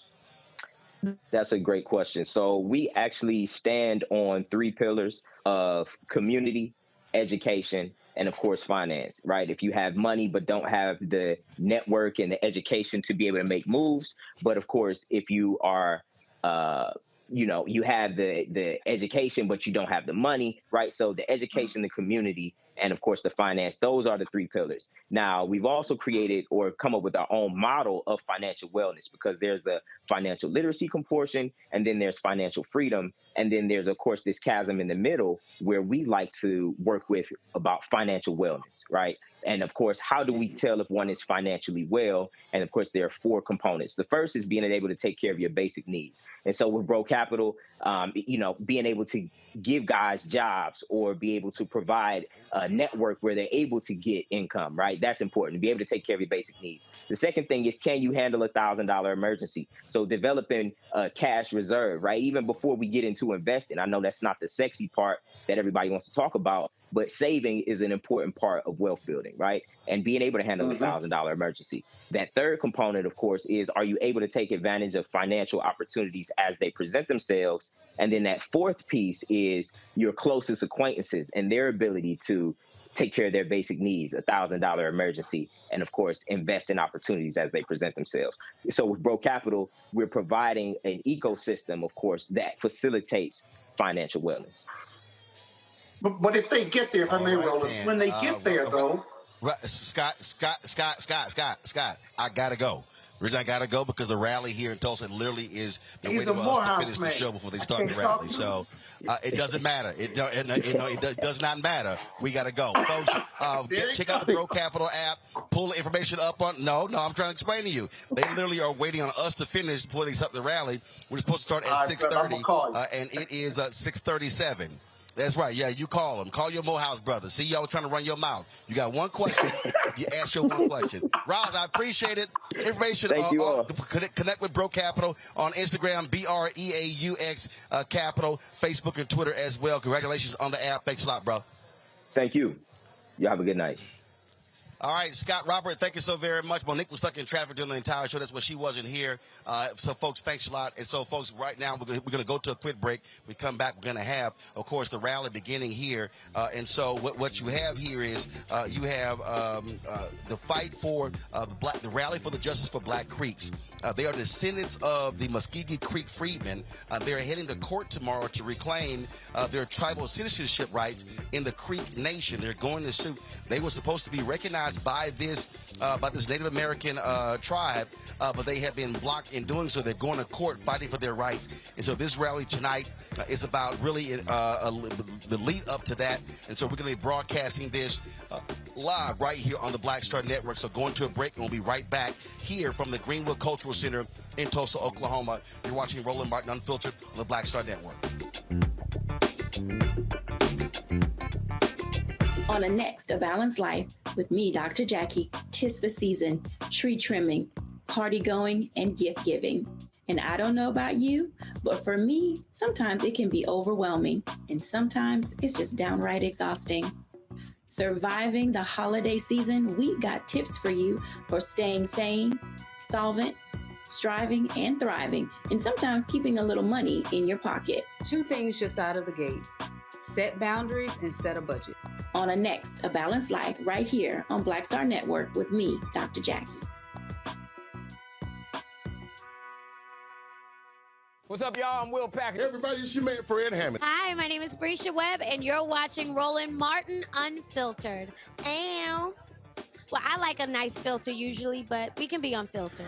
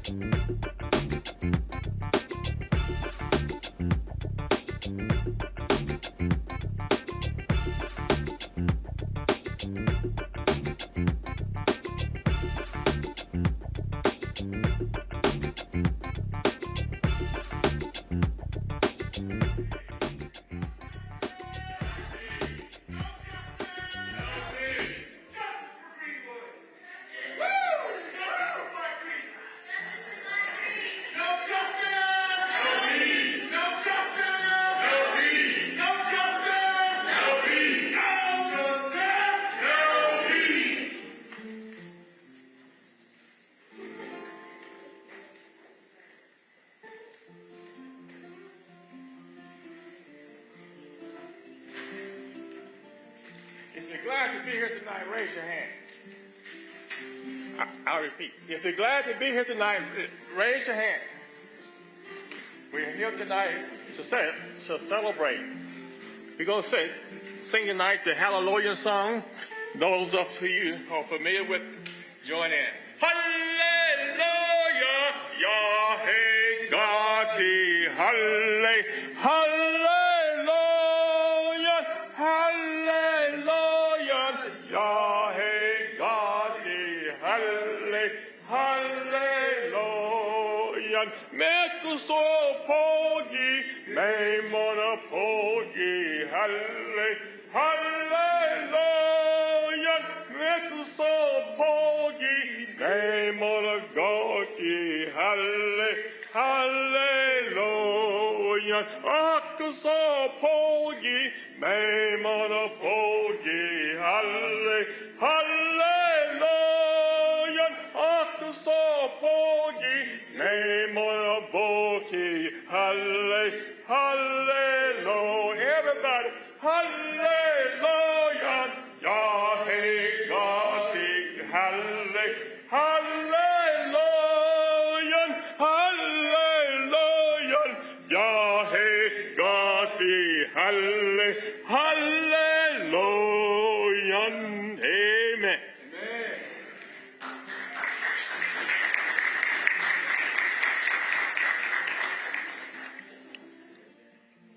Good evening, everyone. My name is DJ Mercer, and I am a member of the Greenwood community, and I would like to thank Mr. Bailey for his song. It is a song of thankfulness, so I want to have the opportunity to give you all a time to thank Mr. Bailey for singing that beautiful song and leading us as we start this rally for justice for Black Creeks. It's very important to know why we are on Greenwood right now, because Greenwood would not have been able to be a part of it and being a part of Greenwood if it wasn't for Black Creeks. Black Creeks are co-founders of Greenwood, and Justice for Greenwood requires justice for Black Creeks.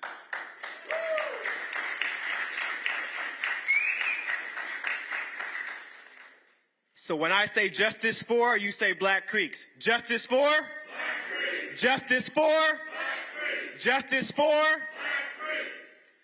So it is my honor to introduce and also acknowledge several people who are in attendance for today, including Attorney Demario Solomon Simmons, his co-counsel Eric Giles, David A. Riggs, representing their clients, Rhonda Grayson, as well as Jeff Kennedy, and the Justice for Black Creeks Coalition.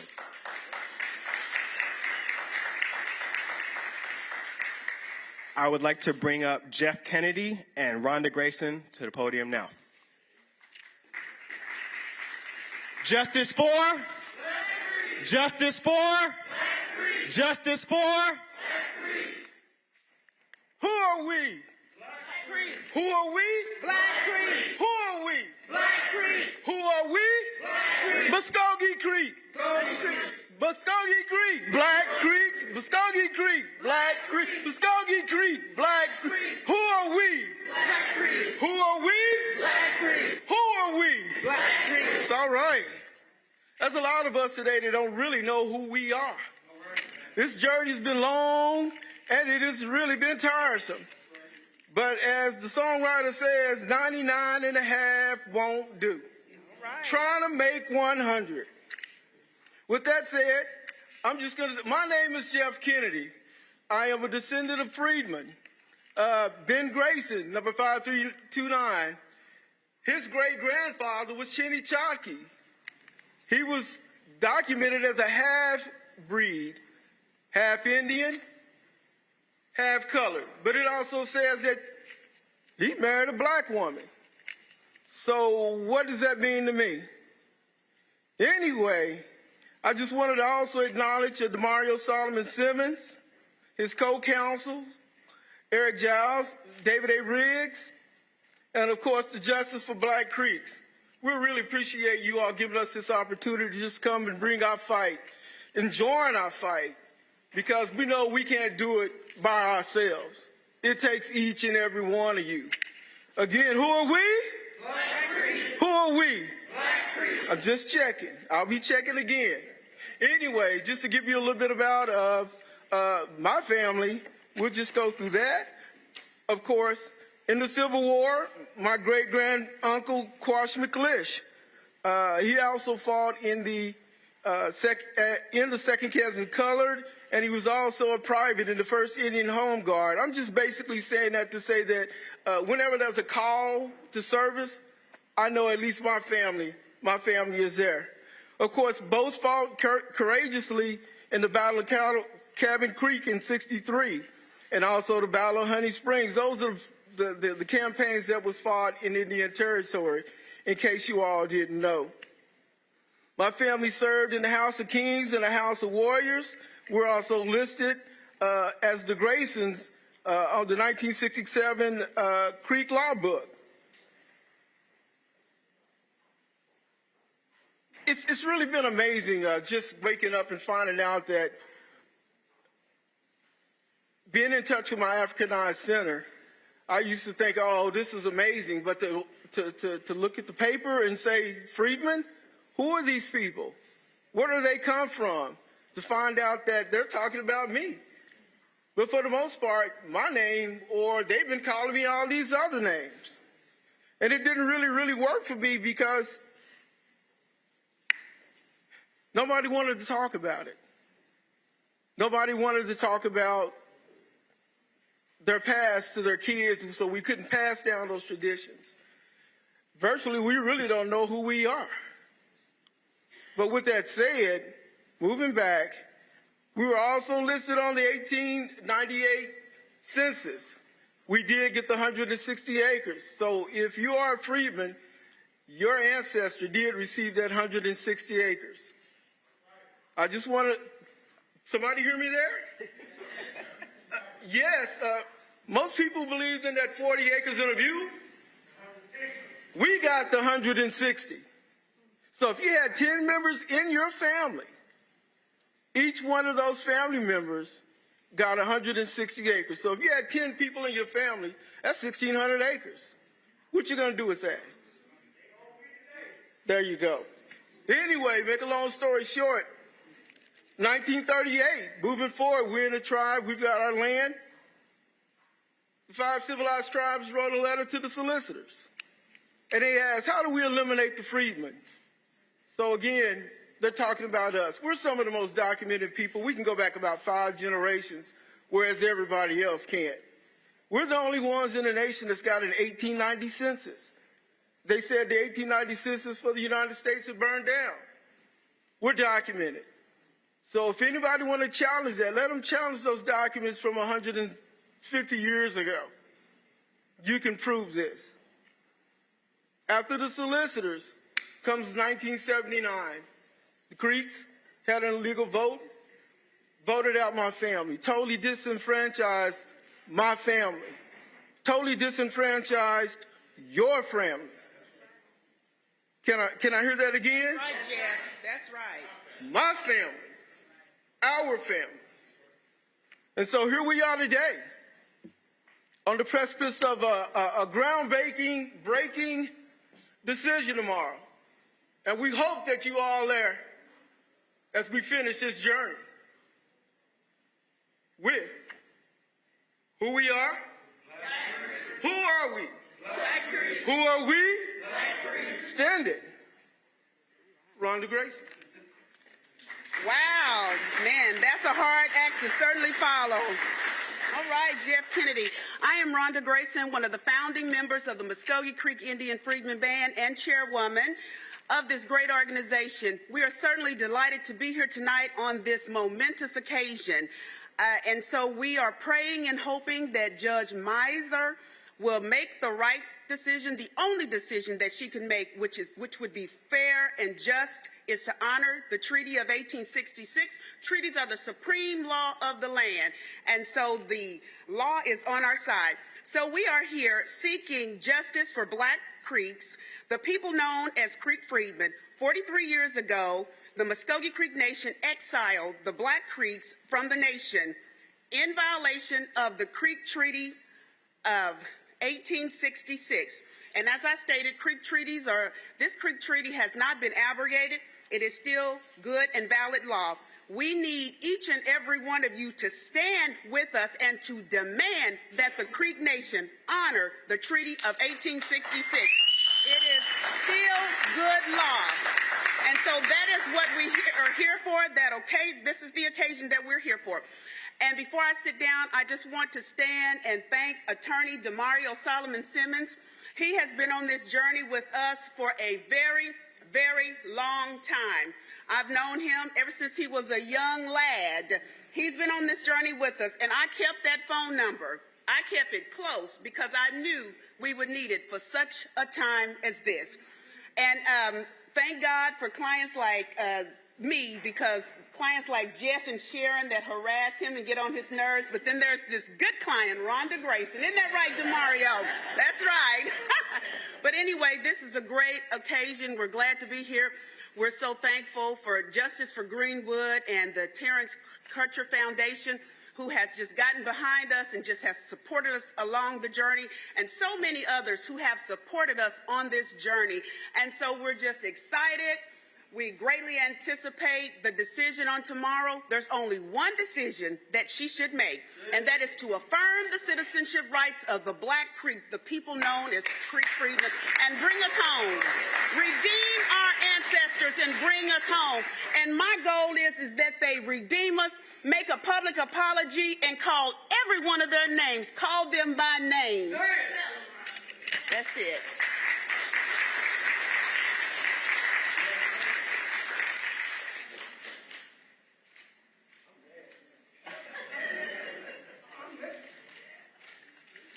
Justice for? Justice for? Justice for? So now I would like to bring a couple people up to the podium.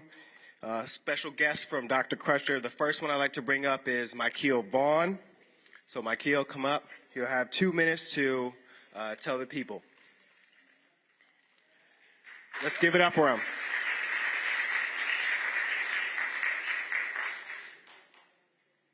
So good evening, everyone. My name is Michael Vaughn. I want to thank you all for your role in this fight. Thank you, Demario, for your role in this fight. I am here on behalf of my family, who can't be with us right now. I just want to say that my great-grandmother, Maddie Roberts Myers, was an old woman when I was born, so she might have been too old to join us in this fight, but she wasn't too old to share our family heritage and her story as a 100-year-old Black Creek woman. So I stand here today as a representative of my family, demanding justice for all of us, for my family, and for all descendants of Black Native Americans. Thank you.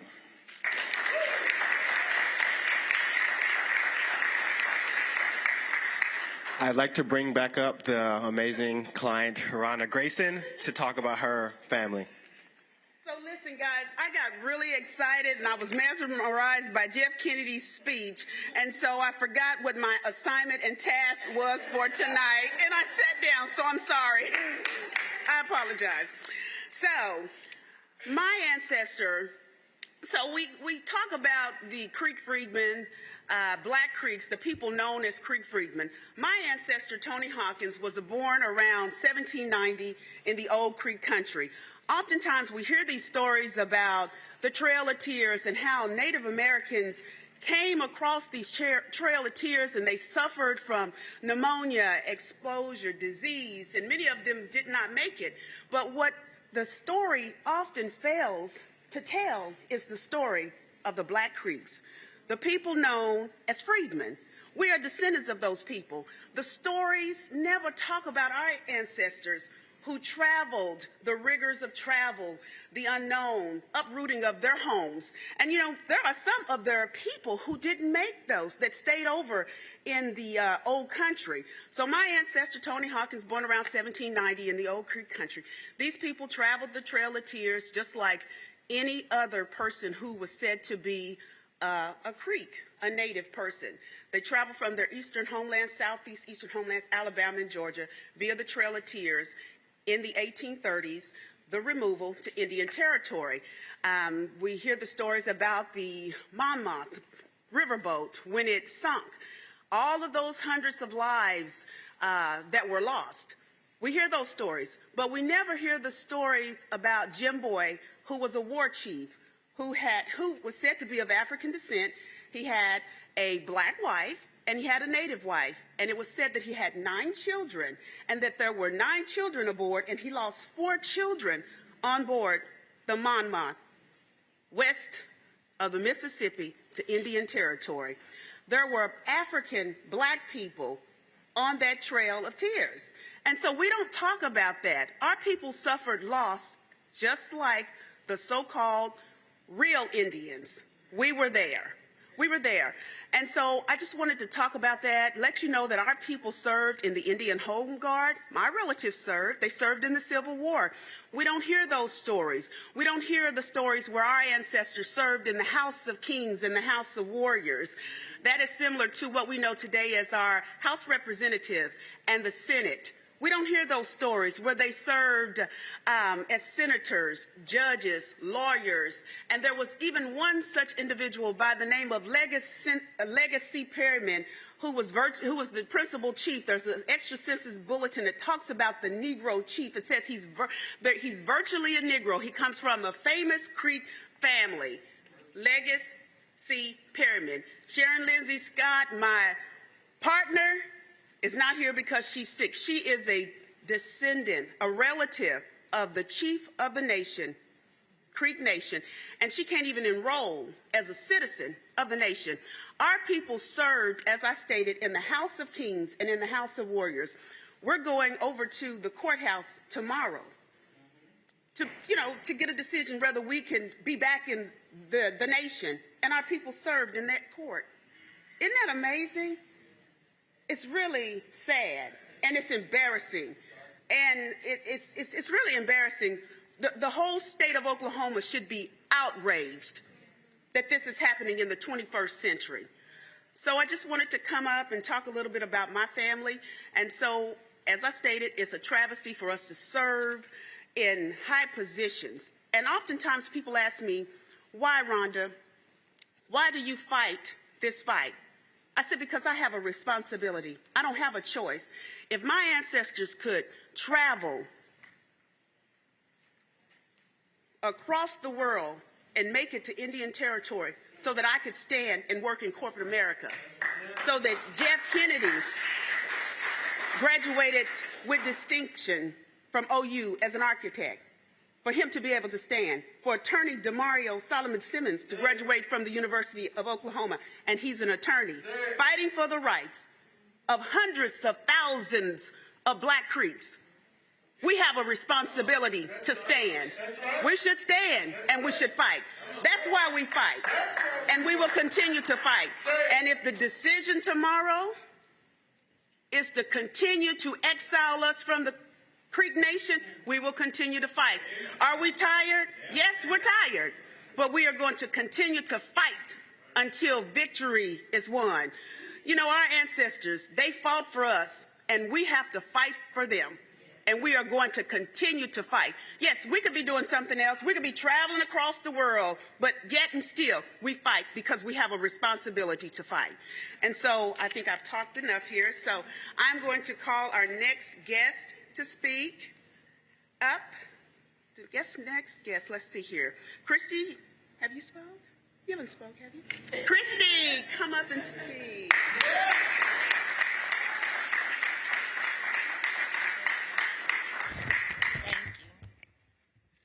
I probably need a step stool, y'all. I took my heels off earlier. I would like for Demario to please stand. Please stand up.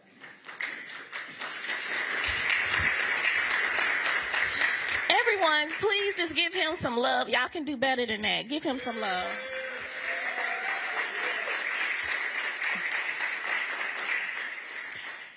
We have to support Demario.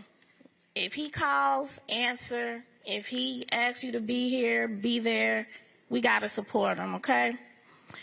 My name is Christy Williams. I am a Creek Freedman descendant. I am the great-great-granddaughter of Supreme Court Justice Jesse Franklin, who came on the Trail of Tears as a slave to the Creek Nation, and he was appointed to the Creek Nation Supreme Court in 1874. And he also did serve as a representative in the House of Kings.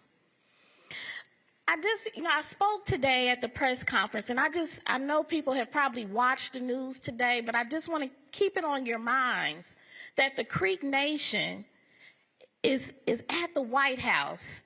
They will be there all this week. They're on TV, going live. You can watch it. They have a seat at the table. They have a seat at the table, y'all. And that's not a good thing, but it's okay. But they have a seat at the table.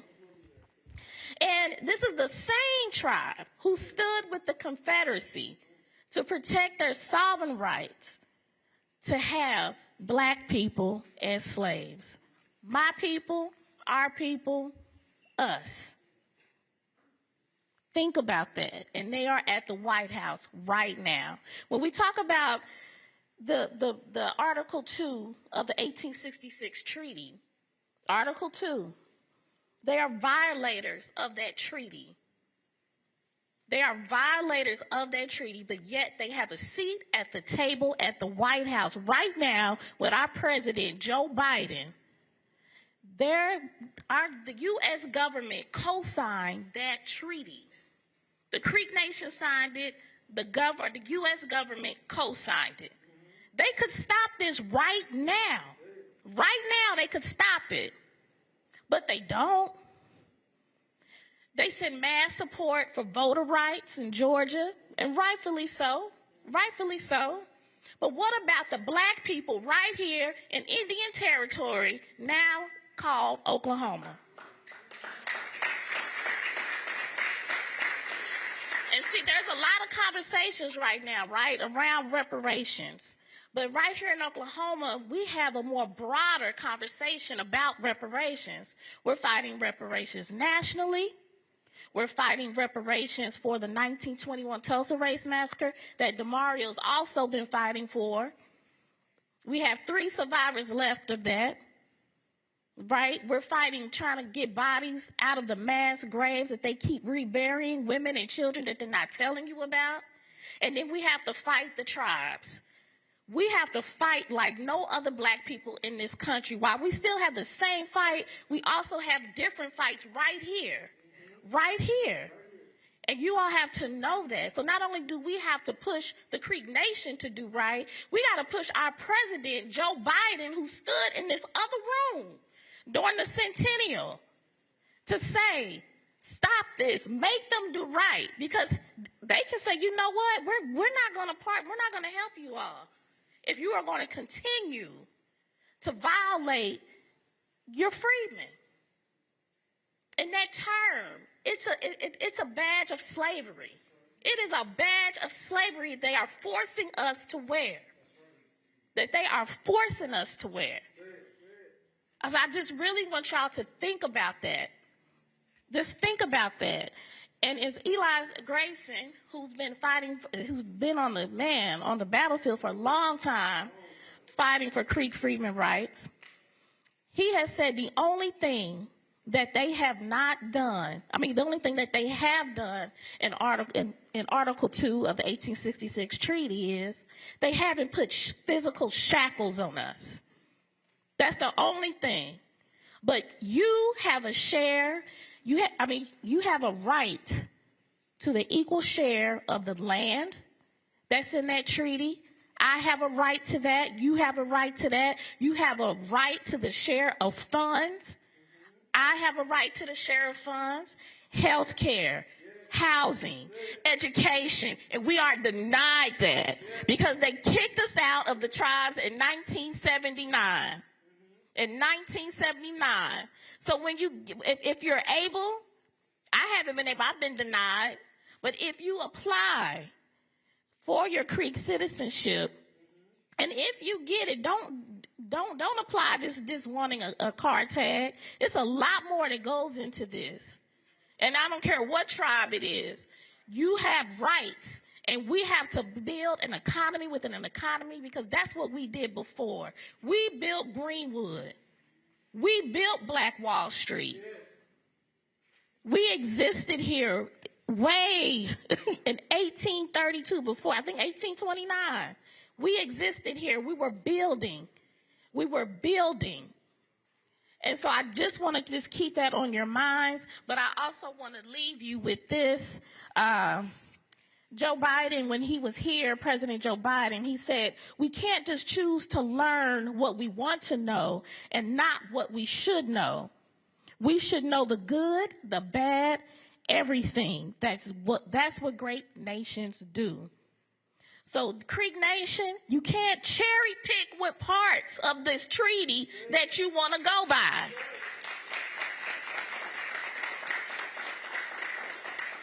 I'm going to say that again.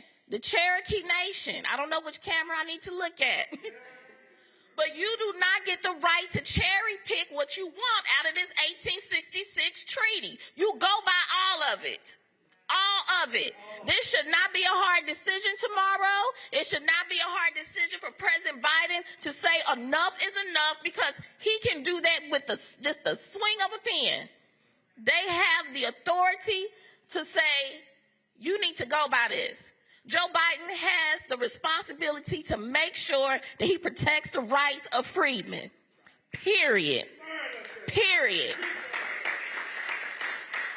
Period. And I just want to also leave with one more thing.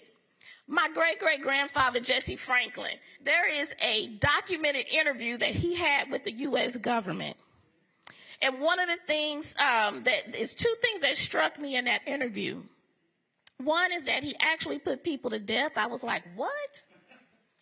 But the other thing is when they asked him, they asked him, are you black? He said, I'm Creek. Thank you.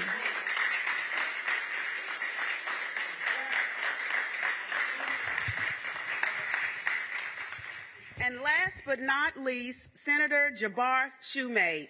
Thank you.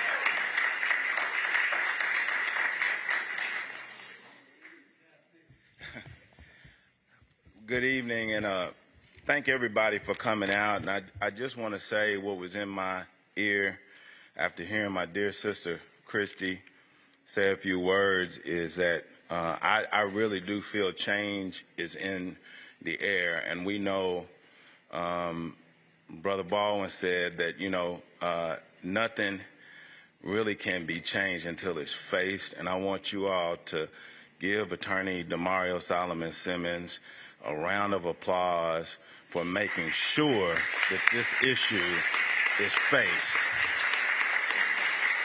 We can do better than that. We can do better than that.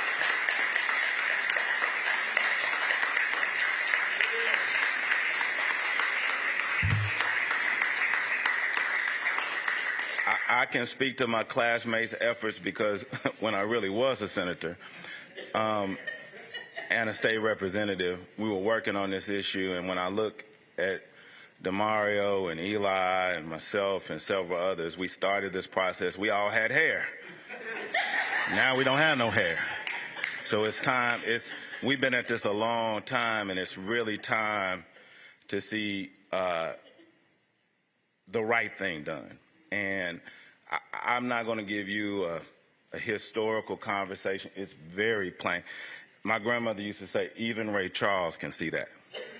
It's very plain. There's not a whole lot of deliberation or discussion about what that's about.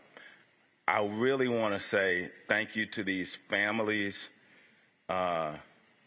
Grayson family, all of the families that have been involved. I'm a descendant of the Sales family, of Harry and Jane Sales of Wagner County. Actually, Freedmen, whose allotment constituted the original plot of land for Broken Arrow. You can go to the Broken Arrow Historical Society and see that.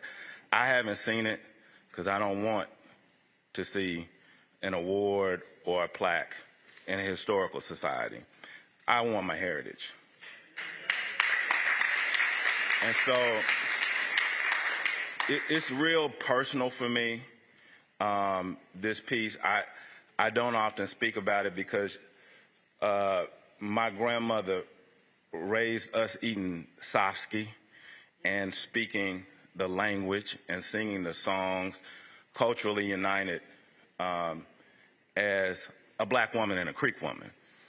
And I would be remiss if I didn't acknowledge any descendant of Harry and Jane Sales who are here far beyond me, have fought this battle. If you will stand, if you're in the room, please stand. Some are, thank you, my cousin Signe and others, the Ford family and Sales family. I just want to acknowledge them because I really stand on their shoulders. I'm speaking as a member of that family, but I think even more personally, I know as a former elected official in this state, it is very difficult to have two sets of rules.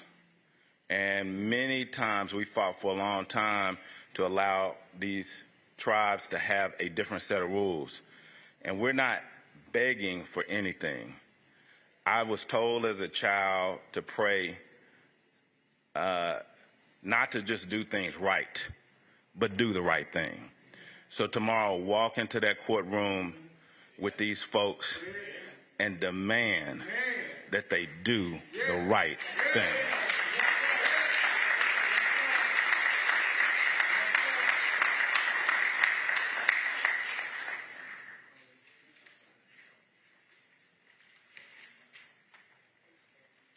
Next, I would like to bring up Paige Clark on behalf of Terrence Crutcher Foundation.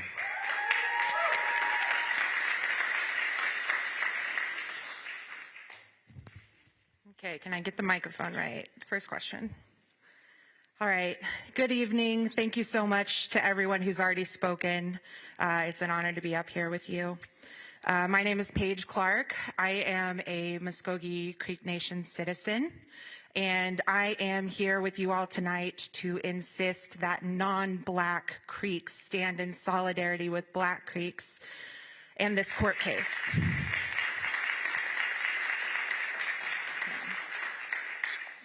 There is no room for anti-Black racism in the Muscogee Nation.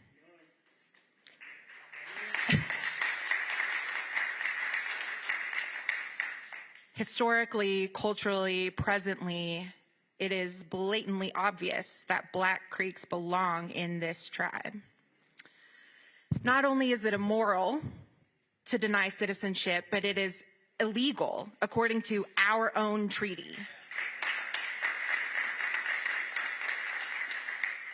I know so many non-Black Creeks who quietly support this court case, who quietly stand with us and what we're talking about. But I am here tonight to proclaim loudly that non-Black Creeks shout this from the rooftops. So thank you to all the families. Thank you to everyone who's fighting. It's really, really appreciated, and you're not alone. Thanks.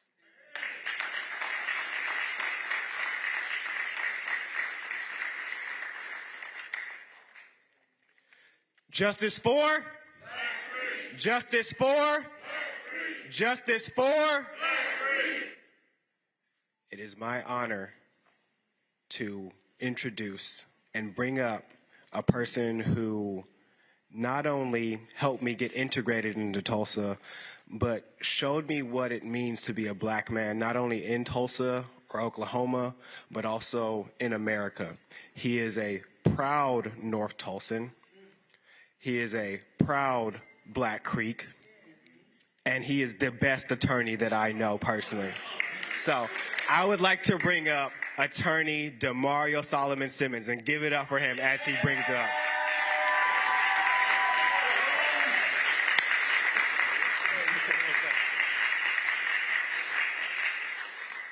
Man, this is awesome. I want to give y'all my whole case tomorrow, but I won't do that. You know, it's funny because growing up, and my father's here. Dad, stand up. That's my father. He flew up here from St. Petersburg, and he said, man, you didn't tell me how cold it was. He used to come pick me up for visitation, and he would talk to me all the time about we had a black chief, Creek chief, and we had all this land, and we came from Trail of Tears, and I'd be thinking, man, you don't have to lie to kick it. You know what I mean? Like, you don't have to tell me all that, man. We can just hang out. And when I found out and really realized that that was accurate, it just blew me away. When I found out that from my father, who was a Creek citizen, my grandmother, Johnny Mae Simmons, was a Creek citizen. Her father, John W. Simmons, Creek Road, 421, born in 1900, Creek citizen. His father, Jake Simmons Sr., and mother, Rose Simmons. Her father and mother and father and mother, going all the way back to the late 1700s. We have to understand something, that when we talk about this badge of slavery, Creek Freedmen, that they forced upon us, frozen us in time. Some of our people were enslaved by the Creek Nation. That's true. But there were also black people here when Columbus got here that were part of the Creek Nation. That's true. And we have to understand that regardless of how we got here, enslaved or free, our people deserve the right to be who we are. The treaty is clear, and I know we keep pointing to it because earlier we had it up here. But it says specifically that among the Creeks, if you know it, say it with me, are many persons of what? African descent, who shall have and enjoy full citizenship and the rights and benefits thereof. That's the treaty language. That's what's in front of the judge tomorrow. That is what she has to decide. Is the Muscogee Creek Nation a nation of laws or of men and women? Is the Muscogee Creek Nation, as the famous quote goes, great nations like great men keep their word? They had their word in 1866, June 14th. And that document was negotiated and signed by 5 individuals. One of those individuals was my 4-time great-grandfather, Cal Minko. He signed that treaty. You can look it up, but they erased him from the Creek Nation's history. You don't see anything about it. She talked about Legacy Perryman. That's another blood relative of mine. Mose Perryman, the founder of Tulsa, basically. Direct descendant from him. Yet they're going to tell us we're no longer allowed to be in the nation. It's a travesty. It's ridiculous. It's ridiculous. I want to acknowledge a few people before I continue. First and foremost, I want to acknowledge the Muscogee Creek Indian Freedmen Band, Rhonda and Jeff and Sharon, who's now here. Give it up for them again.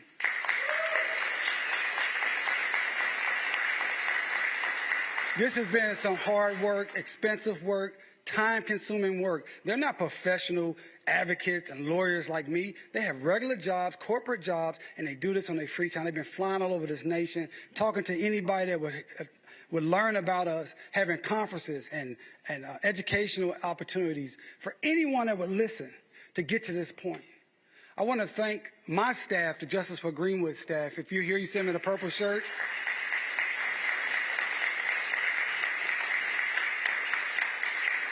Because we understand that Black Creeks were the co-founders of Greenwood and its Black Wall Street. If there were no Black Creeks, there would not have been a Greenwood. And to have justice for Greenwood, you must have justice for who? Black Creeks, no doubt. I want to thank our coalition partner, our partner on everything, the Terrence Crutcher Foundation. And particularly, I see my sister back there. She don't want to be up front tonight, but Dr. Tiffany Crutcher. Give it up for Dr. Tiffany Crutcher. Yeah, give it up for Dr. Tiffany Crutcher. Has taken this city by storm, this state, because of the tragedy that happened to her twin brother that was shot in cold blood by Betty Jo Shelby in the city of Tulsa. She's taken that pain into purpose and pouring it all out for us to continue to get our rights because Terrence's rights were violated.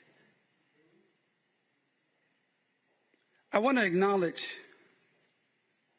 my legal associate, Kimberly Hepton-Kemper. She's standing back there. Raise your hand, Kim. She's shy as can be.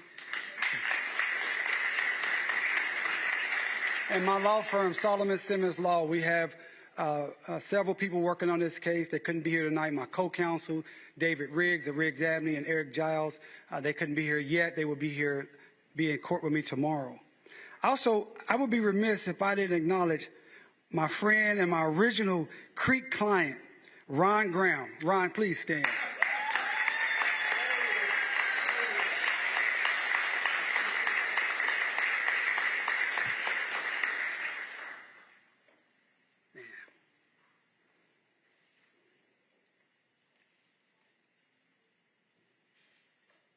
I was in law school, and I met Marilyn Vann, who's another great advocate of this issue, and I met Ron Graham, and they were working on this case by themselves, pro se. Ron was fighting the Creek Nation on a typewriter, and they asked me would I help, and I didn't know nothing. I said, yes, I'd love to help, and I got involved in the case, and I said, man, this is bigger than me. I can't do this. I'm just out of law school. And Ron, the co-plaintiff, Fred Johnson. Mr. Johnson died several years ago. He was a lovely man. And I remember he saying that his grandfather, who was a Creek, told him one day, you're going to have to fight to prove that I'm your relative. And we had a case in 2005, 11-day trial, the Creek Nation. They treated us like trash, didn't they, Ron? Ron had applied like 8 times up until that point, and it got denied with the same letter that said, you're nothing but an ex-slave. You have no Indian blood, denied. We proved over 11 days how they treated black Creeks with humiliation, degradation, called us niggas, slaves. We proved it in court. And their Supreme Court, 2 years later, overturned our victory. They thought we were going to be finished. Here we are 15 years later, going in with this energy. It's a different world. You know, when George Floyd happened, that knee, everybody saw that knee on George Floyd's neck, but it was the knee that's been on the neck of black people for 400 years, and goddamn it, we ain't taking it no more.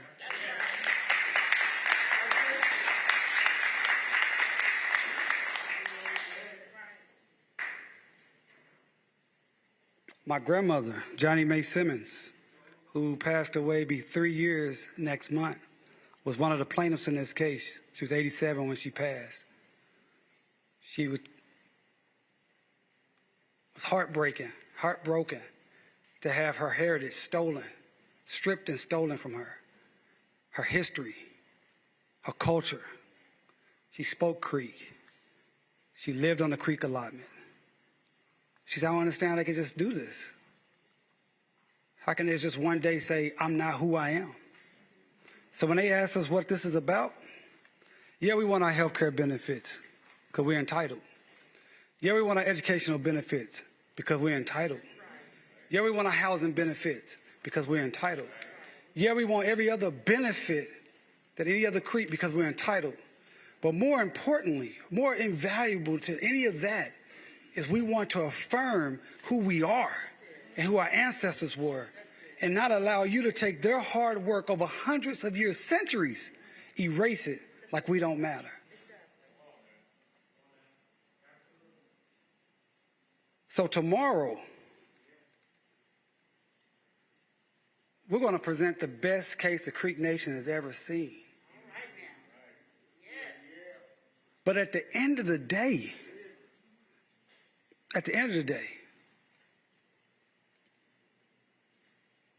we're going to show that treaty. We're going to lay it out on the PowerPoint, and we're going to read it. And we're going to ask the Creek Nation. Now, aren't you the same nation in 2020 with the McGirt decision? You said that the Treaty of 1866 is valid? Are you the same nation? Are you the same nation? Because you went to court on the Treaty of 1866, right, Eli? On Article 3.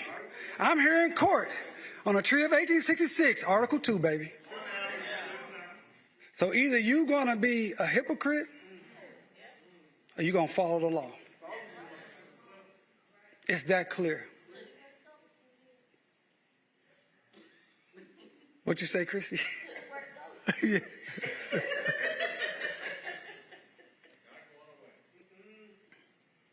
I fully expect, Jabbar talked about his grandmother, my grandma would say, claim it. I'm claiming victory. I'm claiming victory tomorrow. I don't claim victory because I'm not the judge. I don't make the decision, but I believe that our judge is a fair judge. I believe that she believes in the rule of law. And if she believes in the rule of law and reads the law as plainly written, there's no other decision. It's the same thing that the Cherokee tried to do, the Seminole tried to do. This treaty is very, very, very clear. I want to leave you with this.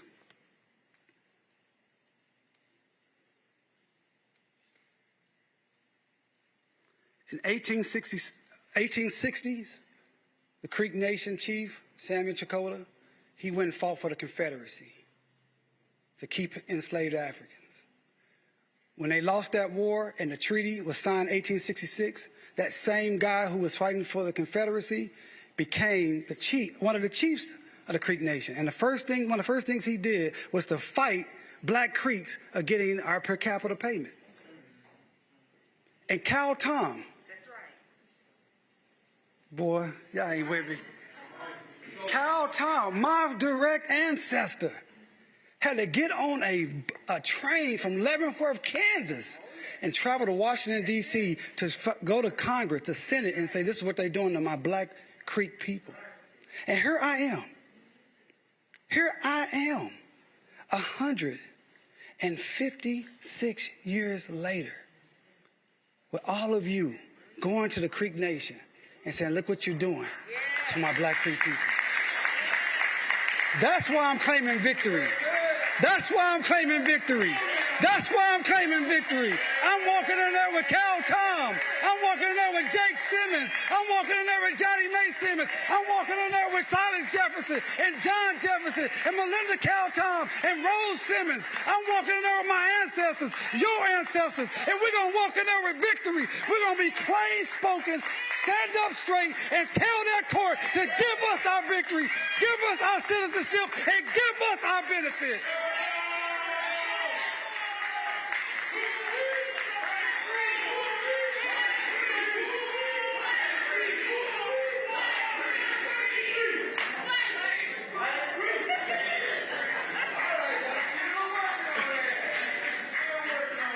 I'm like, Ron, I got riled up. I forgot what my next assignment was.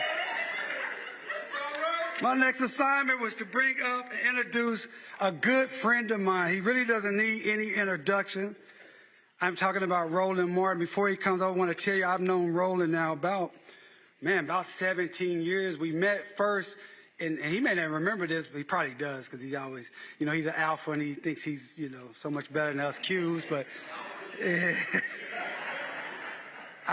I met Roland first in Las Vegas at a National Association of Black Journalists conference. I guess it must have been like 2007. And he was down there just running his mouth, arguing with everybody. And you know me, I love to run my mouth and argue too. So we've been at it ever since. But I appreciate this brother. This guy does so much for Black people in America. He covers stories all around this country that no one else will cover. And it is something that takes a tremendous amount of sacrifice. He could be on any network making a lot of money, doing a lot less work. But he sees a need for our stories to be covered. This brother is here tonight in Tulsa, Oklahoma, to stand with Black Creeks and justice for Black Creeks. He's here tonight to make sure the awareness of this issue goes throughout the nation. He's here tonight because he loves Black people. So as I bring him up, I want you, when you hear his words, I want you also to buy his book, and I want you to support Roland Martin Unfiltered. He couldn't make these type of events throughout this nation without our support. He doesn't get a lot of corporate support because corporate support means he couldn't cover the real black issues the way he does. Give it up for my guy, Roland Martin.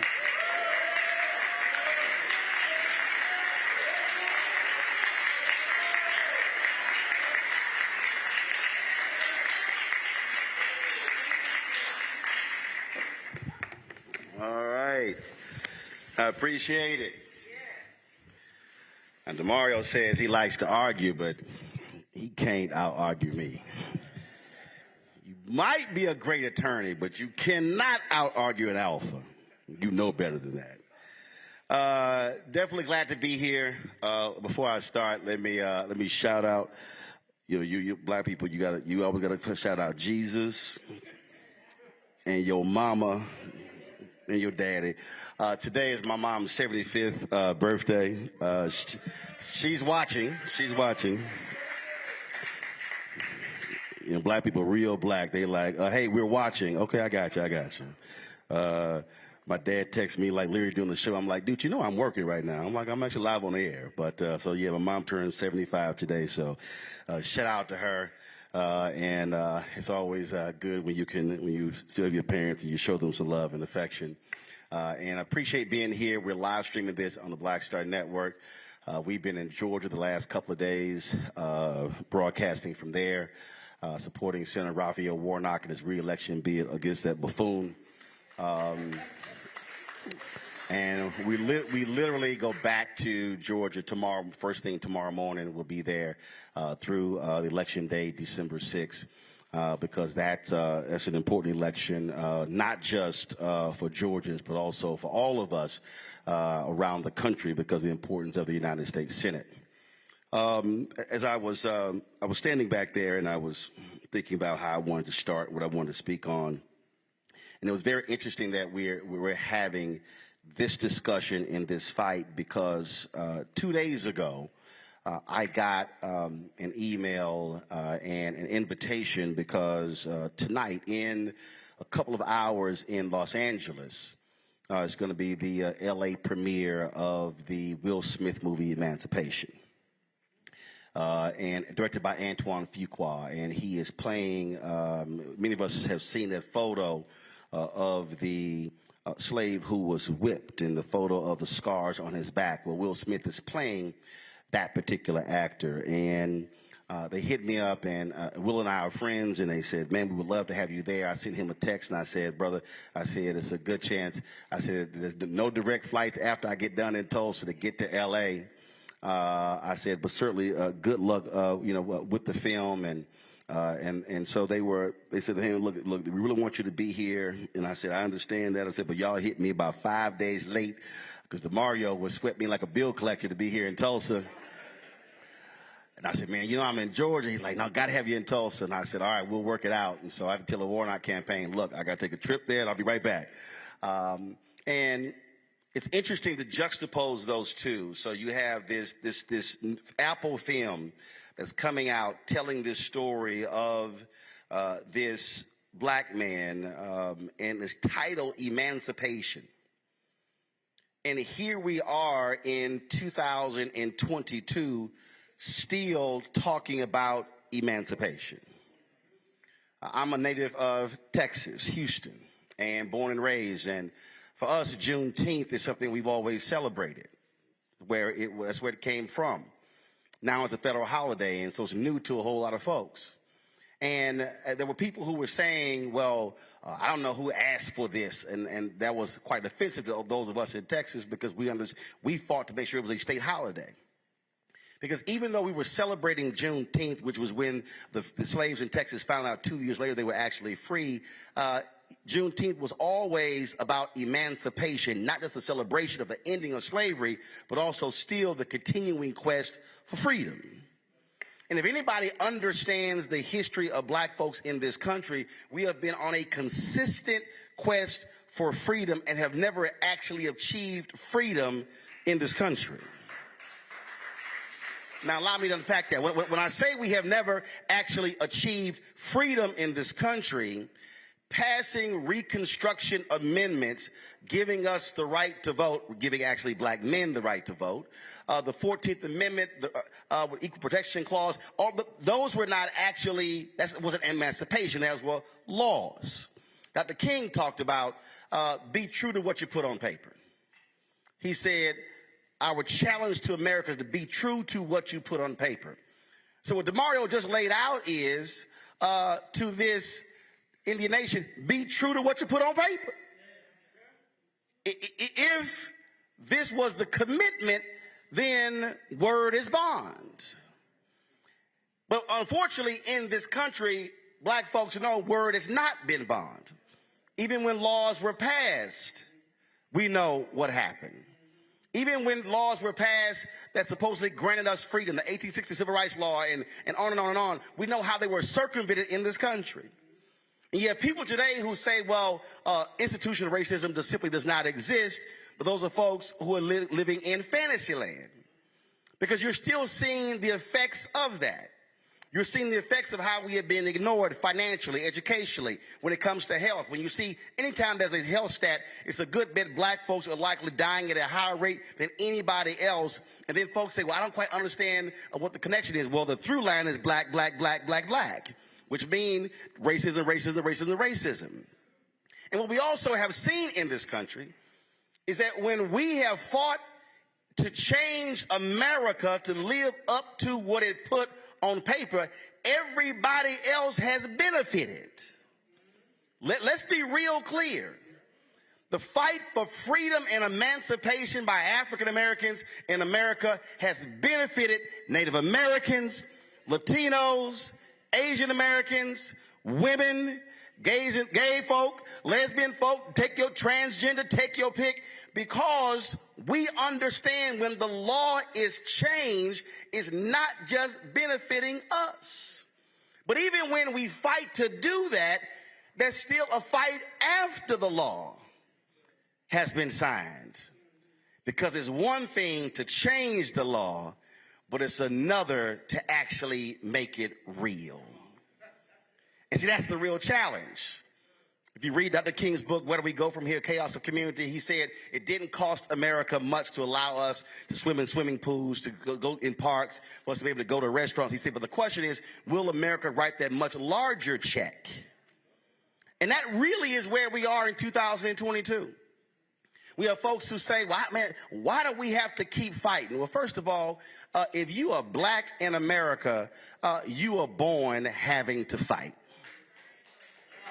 In fact, if you really want to go there to understand the plight of African Americans, when you look at the black mortality rate, when you look at black women dying at a higher rate just to have children, hell, we're fighting just to be born.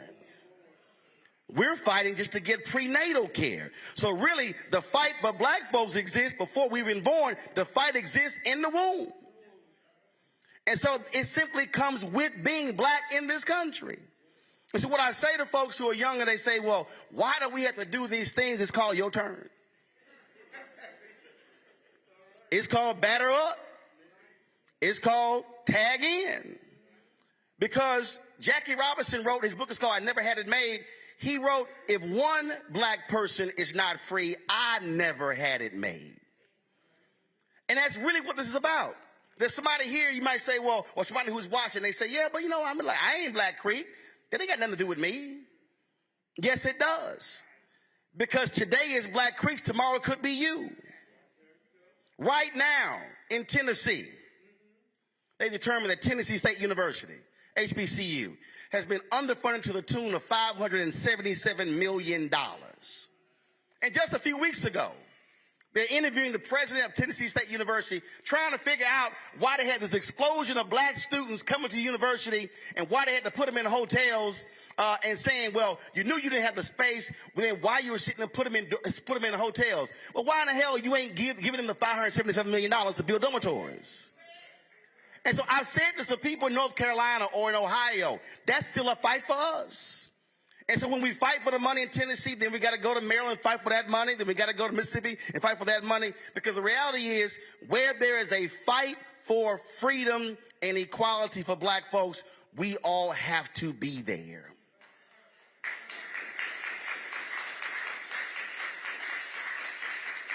And so we can ill afford to say that's not my fight. When the fact of the matter is, it is our fight. We were here for the 100th anniversary of the race massacre. And we were here broadcasting in that room right there. And President Biden came and spoke. He made a comment about what they were doing when it comes to contracts. And I remember I made a comment on Twitter. I said, well, let's just make sure that money goes to black folks and not white women. So I got a call from the White House. The next day, as I was at the airport, they were not happy with what I tweeted. Well, first and foremost, one, I own my show. I own my network, which means I don't have a boss but Jesus. So you can't call somebody to get me to stop doing something because ain't nobody to call above me. And when I got the call, I said, well, what did I say that troubled you? Well, I mean, you got to give us a shot. I said, I'm going to give you a shot, but I'm going to hold you accountable to what gets done. Because I'm not interested in simple announcements. We've been fighting for black-owned media, and I was in a conversation with a major automotive company, and I told them, I said, I won't praise you for a press release. I will only praise you when you make direct deposits. And there some folks have come to me and they say, well, man, why you got to go so hard? I said, because if you ain't talking about money in America, you're not having an American conversation. It reminds me of that scene from Malcolm X when Brother Johnson got beaten by the cops and they went to the police station and they said, go get some help. And then they call the ambulance and the cop turns to Malcolm X, played by Denzel, and he says, all right, you got what you wanted, now y'all can go. He said, no, I'm not satisfied. That actually has to be the position for every single one of us, whether we're talking about Tulsa, the state of Oklahoma, or anywhere else in America. Our position has to be, I'm not satisfied. I'm not satisfied when somebody simply issues an apology and nothing behind that. I'm not satisfied when a cop is fired but is not indicted and convicted. We're not satisfied when simply you say, well, we might hand out a couple of awards, but the question is, what's behind the awards? Far too many of us have been acceptable Negroes where we have been satisfied with crumbs as opposed to being fully compensated for what is just and what is proper. So when we're talking about this fight, when it comes to properly acknowledging Black Creeks, understand you said you were going to do it. You were wrong in the past. You must operate and do right by us today. We cannot be satisfied with folks who give empty promises. This state has given empty promises when it came to the burning down of Greenwood. They still have not properly compensated the black folks who are still alive, who were directly impacted by what happened there. And then when we have discussions about, well, why African Americans, why is it you haven't been able to do this and do that? Well, if you simply froze us out of the economic pie, then you have to understand what the effect is today. Imagine what this community would look like today had it not been attacked by white domestic terrorists. Imagine what the descendants of Black Creeks would look like today had they properly gotten land and benefits. Do understand when you talk about health care today, it literally can change your bloodlines tomorrow and down the line. So the fight today is not about the individuals today who will benefit. The fight is actually for the individuals who are yet to be born. When we're talking about benefits, land and resources and healthcare and dental, we now are talking about changing or shifting or reversing the historic downward trends that have affected us. And so now all of a sudden, if our women are getting proper prenatal care, then all of a sudden the child that they are carrying actually comes out of the womb, not behind an average white child.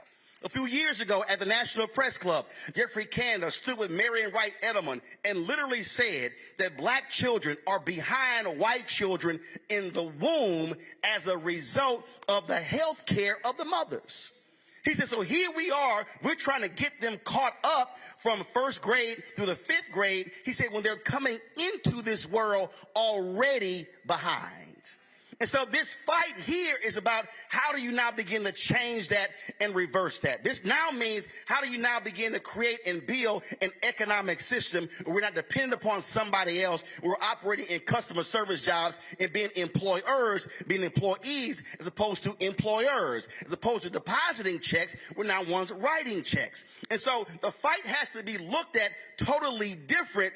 And why is it important for DeMario and the attorneys to be involved?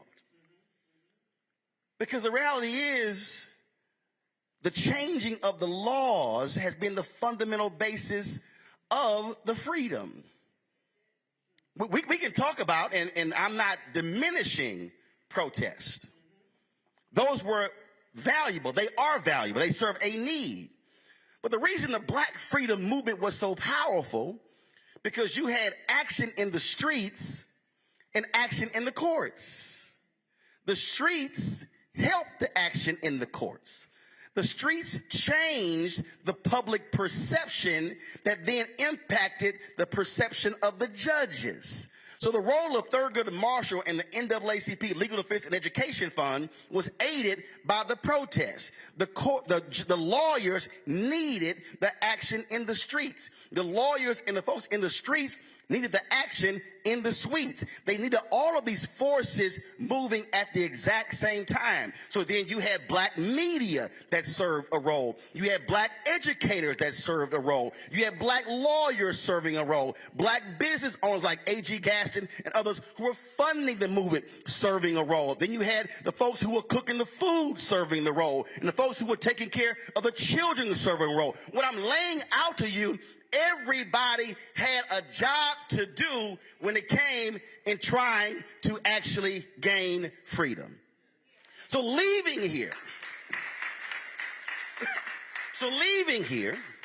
what you should be asking yourself is, what role am I going to assume in this fight for freedom, for emancipation? And so you might say, well, I showed up tonight to the rally. All right, that's good. But what about tomorrow? Now, what happens tomorrow? Tomorrow is the legal battle. Now, it may not go the way you want it to go, but then what's next?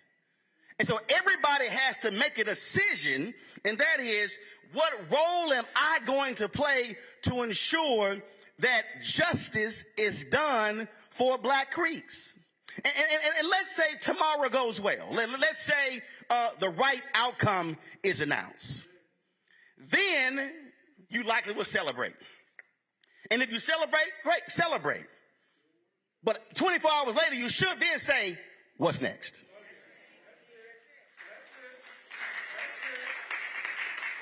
Because our history tells us there's always a what's next. I go back to, I'm not satisfied. If it's you win this battle, what's the next battle? Then the next battle, then the next battle, and the next battle. And so your role that you may play may be cutting a check. You might be, you might be cooking something, baking something, driving somebody somewhere. But everybody in this room must accept what the responsibility is in terms of how do I make a difference to ensure that we have freedom. which then means that when you leave here, call one or two other people and say, I need you in this battle with us. And then they might tell you, well, look, I don't know nothing about this. Fine, I'm going to educate you on this, because, see, then you take this room and you've got more than 100 folks here. So then imagine if all of a sudden if every person in this room calls 5 people, so the next gathering now has 500. And the next time, all of a sudden they say, well, no, we can't have this. The next one sitting in this room. We got to go into the big room. And then after you go into the big room, you may say, well, look, to the next one, if 500 call 5, that means the next event's going to have 2,500. We can't have this in the big room. We're going to have to go across the field, across the street, because we can't accommodate that. Now, that's not DeMario calling them. That means you calling 5, and you calling 5. And you calling 5, and you, and you, and you. That means that you have decided to be personally invested in this, and then when you achieve the victory, then when you begin to say the what's next, then you begin to say, now who are we going to turn our attention to next? Because once you take this room and the mushrooms to 500 and 2,500, now all of a sudden you now have soldiers on the battlefield for justice, where you have generals like DeMario and Tiffany and others who are leading and organizing and strategizing. And so can't no general win no war unless they have troops ready to do battle. So what we have to decide is whether we're willing to fight, and you can be black, you can be white, Latino, Asian, Native American, don't matter. Everybody can be enlisted in this fight when it comes to justice and when it comes to freedom. And I'll end it with this way, and DeMario, you probably ain't gonna like it, but I'm gonna end it this way with my frat brother Vertner Woodson Tandy, who said to the Alphas long ago, he said, we will fight until hell freezes over, and then we will fight on the ice. That's our battle.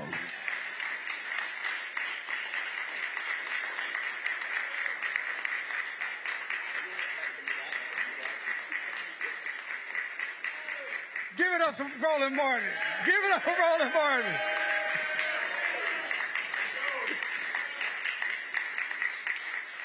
Oh, I see my beautiful wife just walked in, Mia Fleming. Give it up for my wife, Mia Fleming. Listen, DJ is going to close you guys out, but I wanted to just say something real quickly. Congresswoman Sheila Jackson Lee from Houston, Roland's hometown. I talked to her, and I wanted to make sure I told you, she wanted to be here tonight and tomorrow for the hearing, but she's in session, and she couldn't get down here. But she said, DeMario, and if you ever talk to her, Roland knows this, she does not play. She said, you tell the people I'm with the Black Creeks. I'm standing with the Black Creeks. I'm fighting with the Black Creeks. And I am there, even though I can't be personally, I am here with you guys, and I will do all that I can as a congressperson to help the Black Creeks. So if I had not said that, and she saw this on Roland, I would have got a phone call. So I just want to make sure, Congresswoman, I delivered the message. DJ.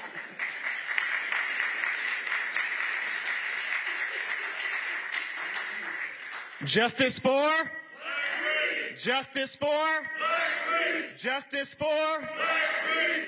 So we're going to end this as we started this with the thanks. So there's a couple people and organizations that I would like to thank, and I'd like you all to help me thank. First and foremost, I would like for you all to help me thank Terrence Crutcher Foundation co-founder, Reverend Joey Crutcher. Let's give it up for him. As DeMario says, turning pain into purpose. Next people I would like to thank are those Black Creeks who came from out of town. If you came from out of town to attend this rally today, please stand up and be recognized. Thank you all for coming in. That support is very important. And lastly, I would like to thank all the Black Creeks in this room today. If you are a Black Creek in this room, please stand up right now and be recognized.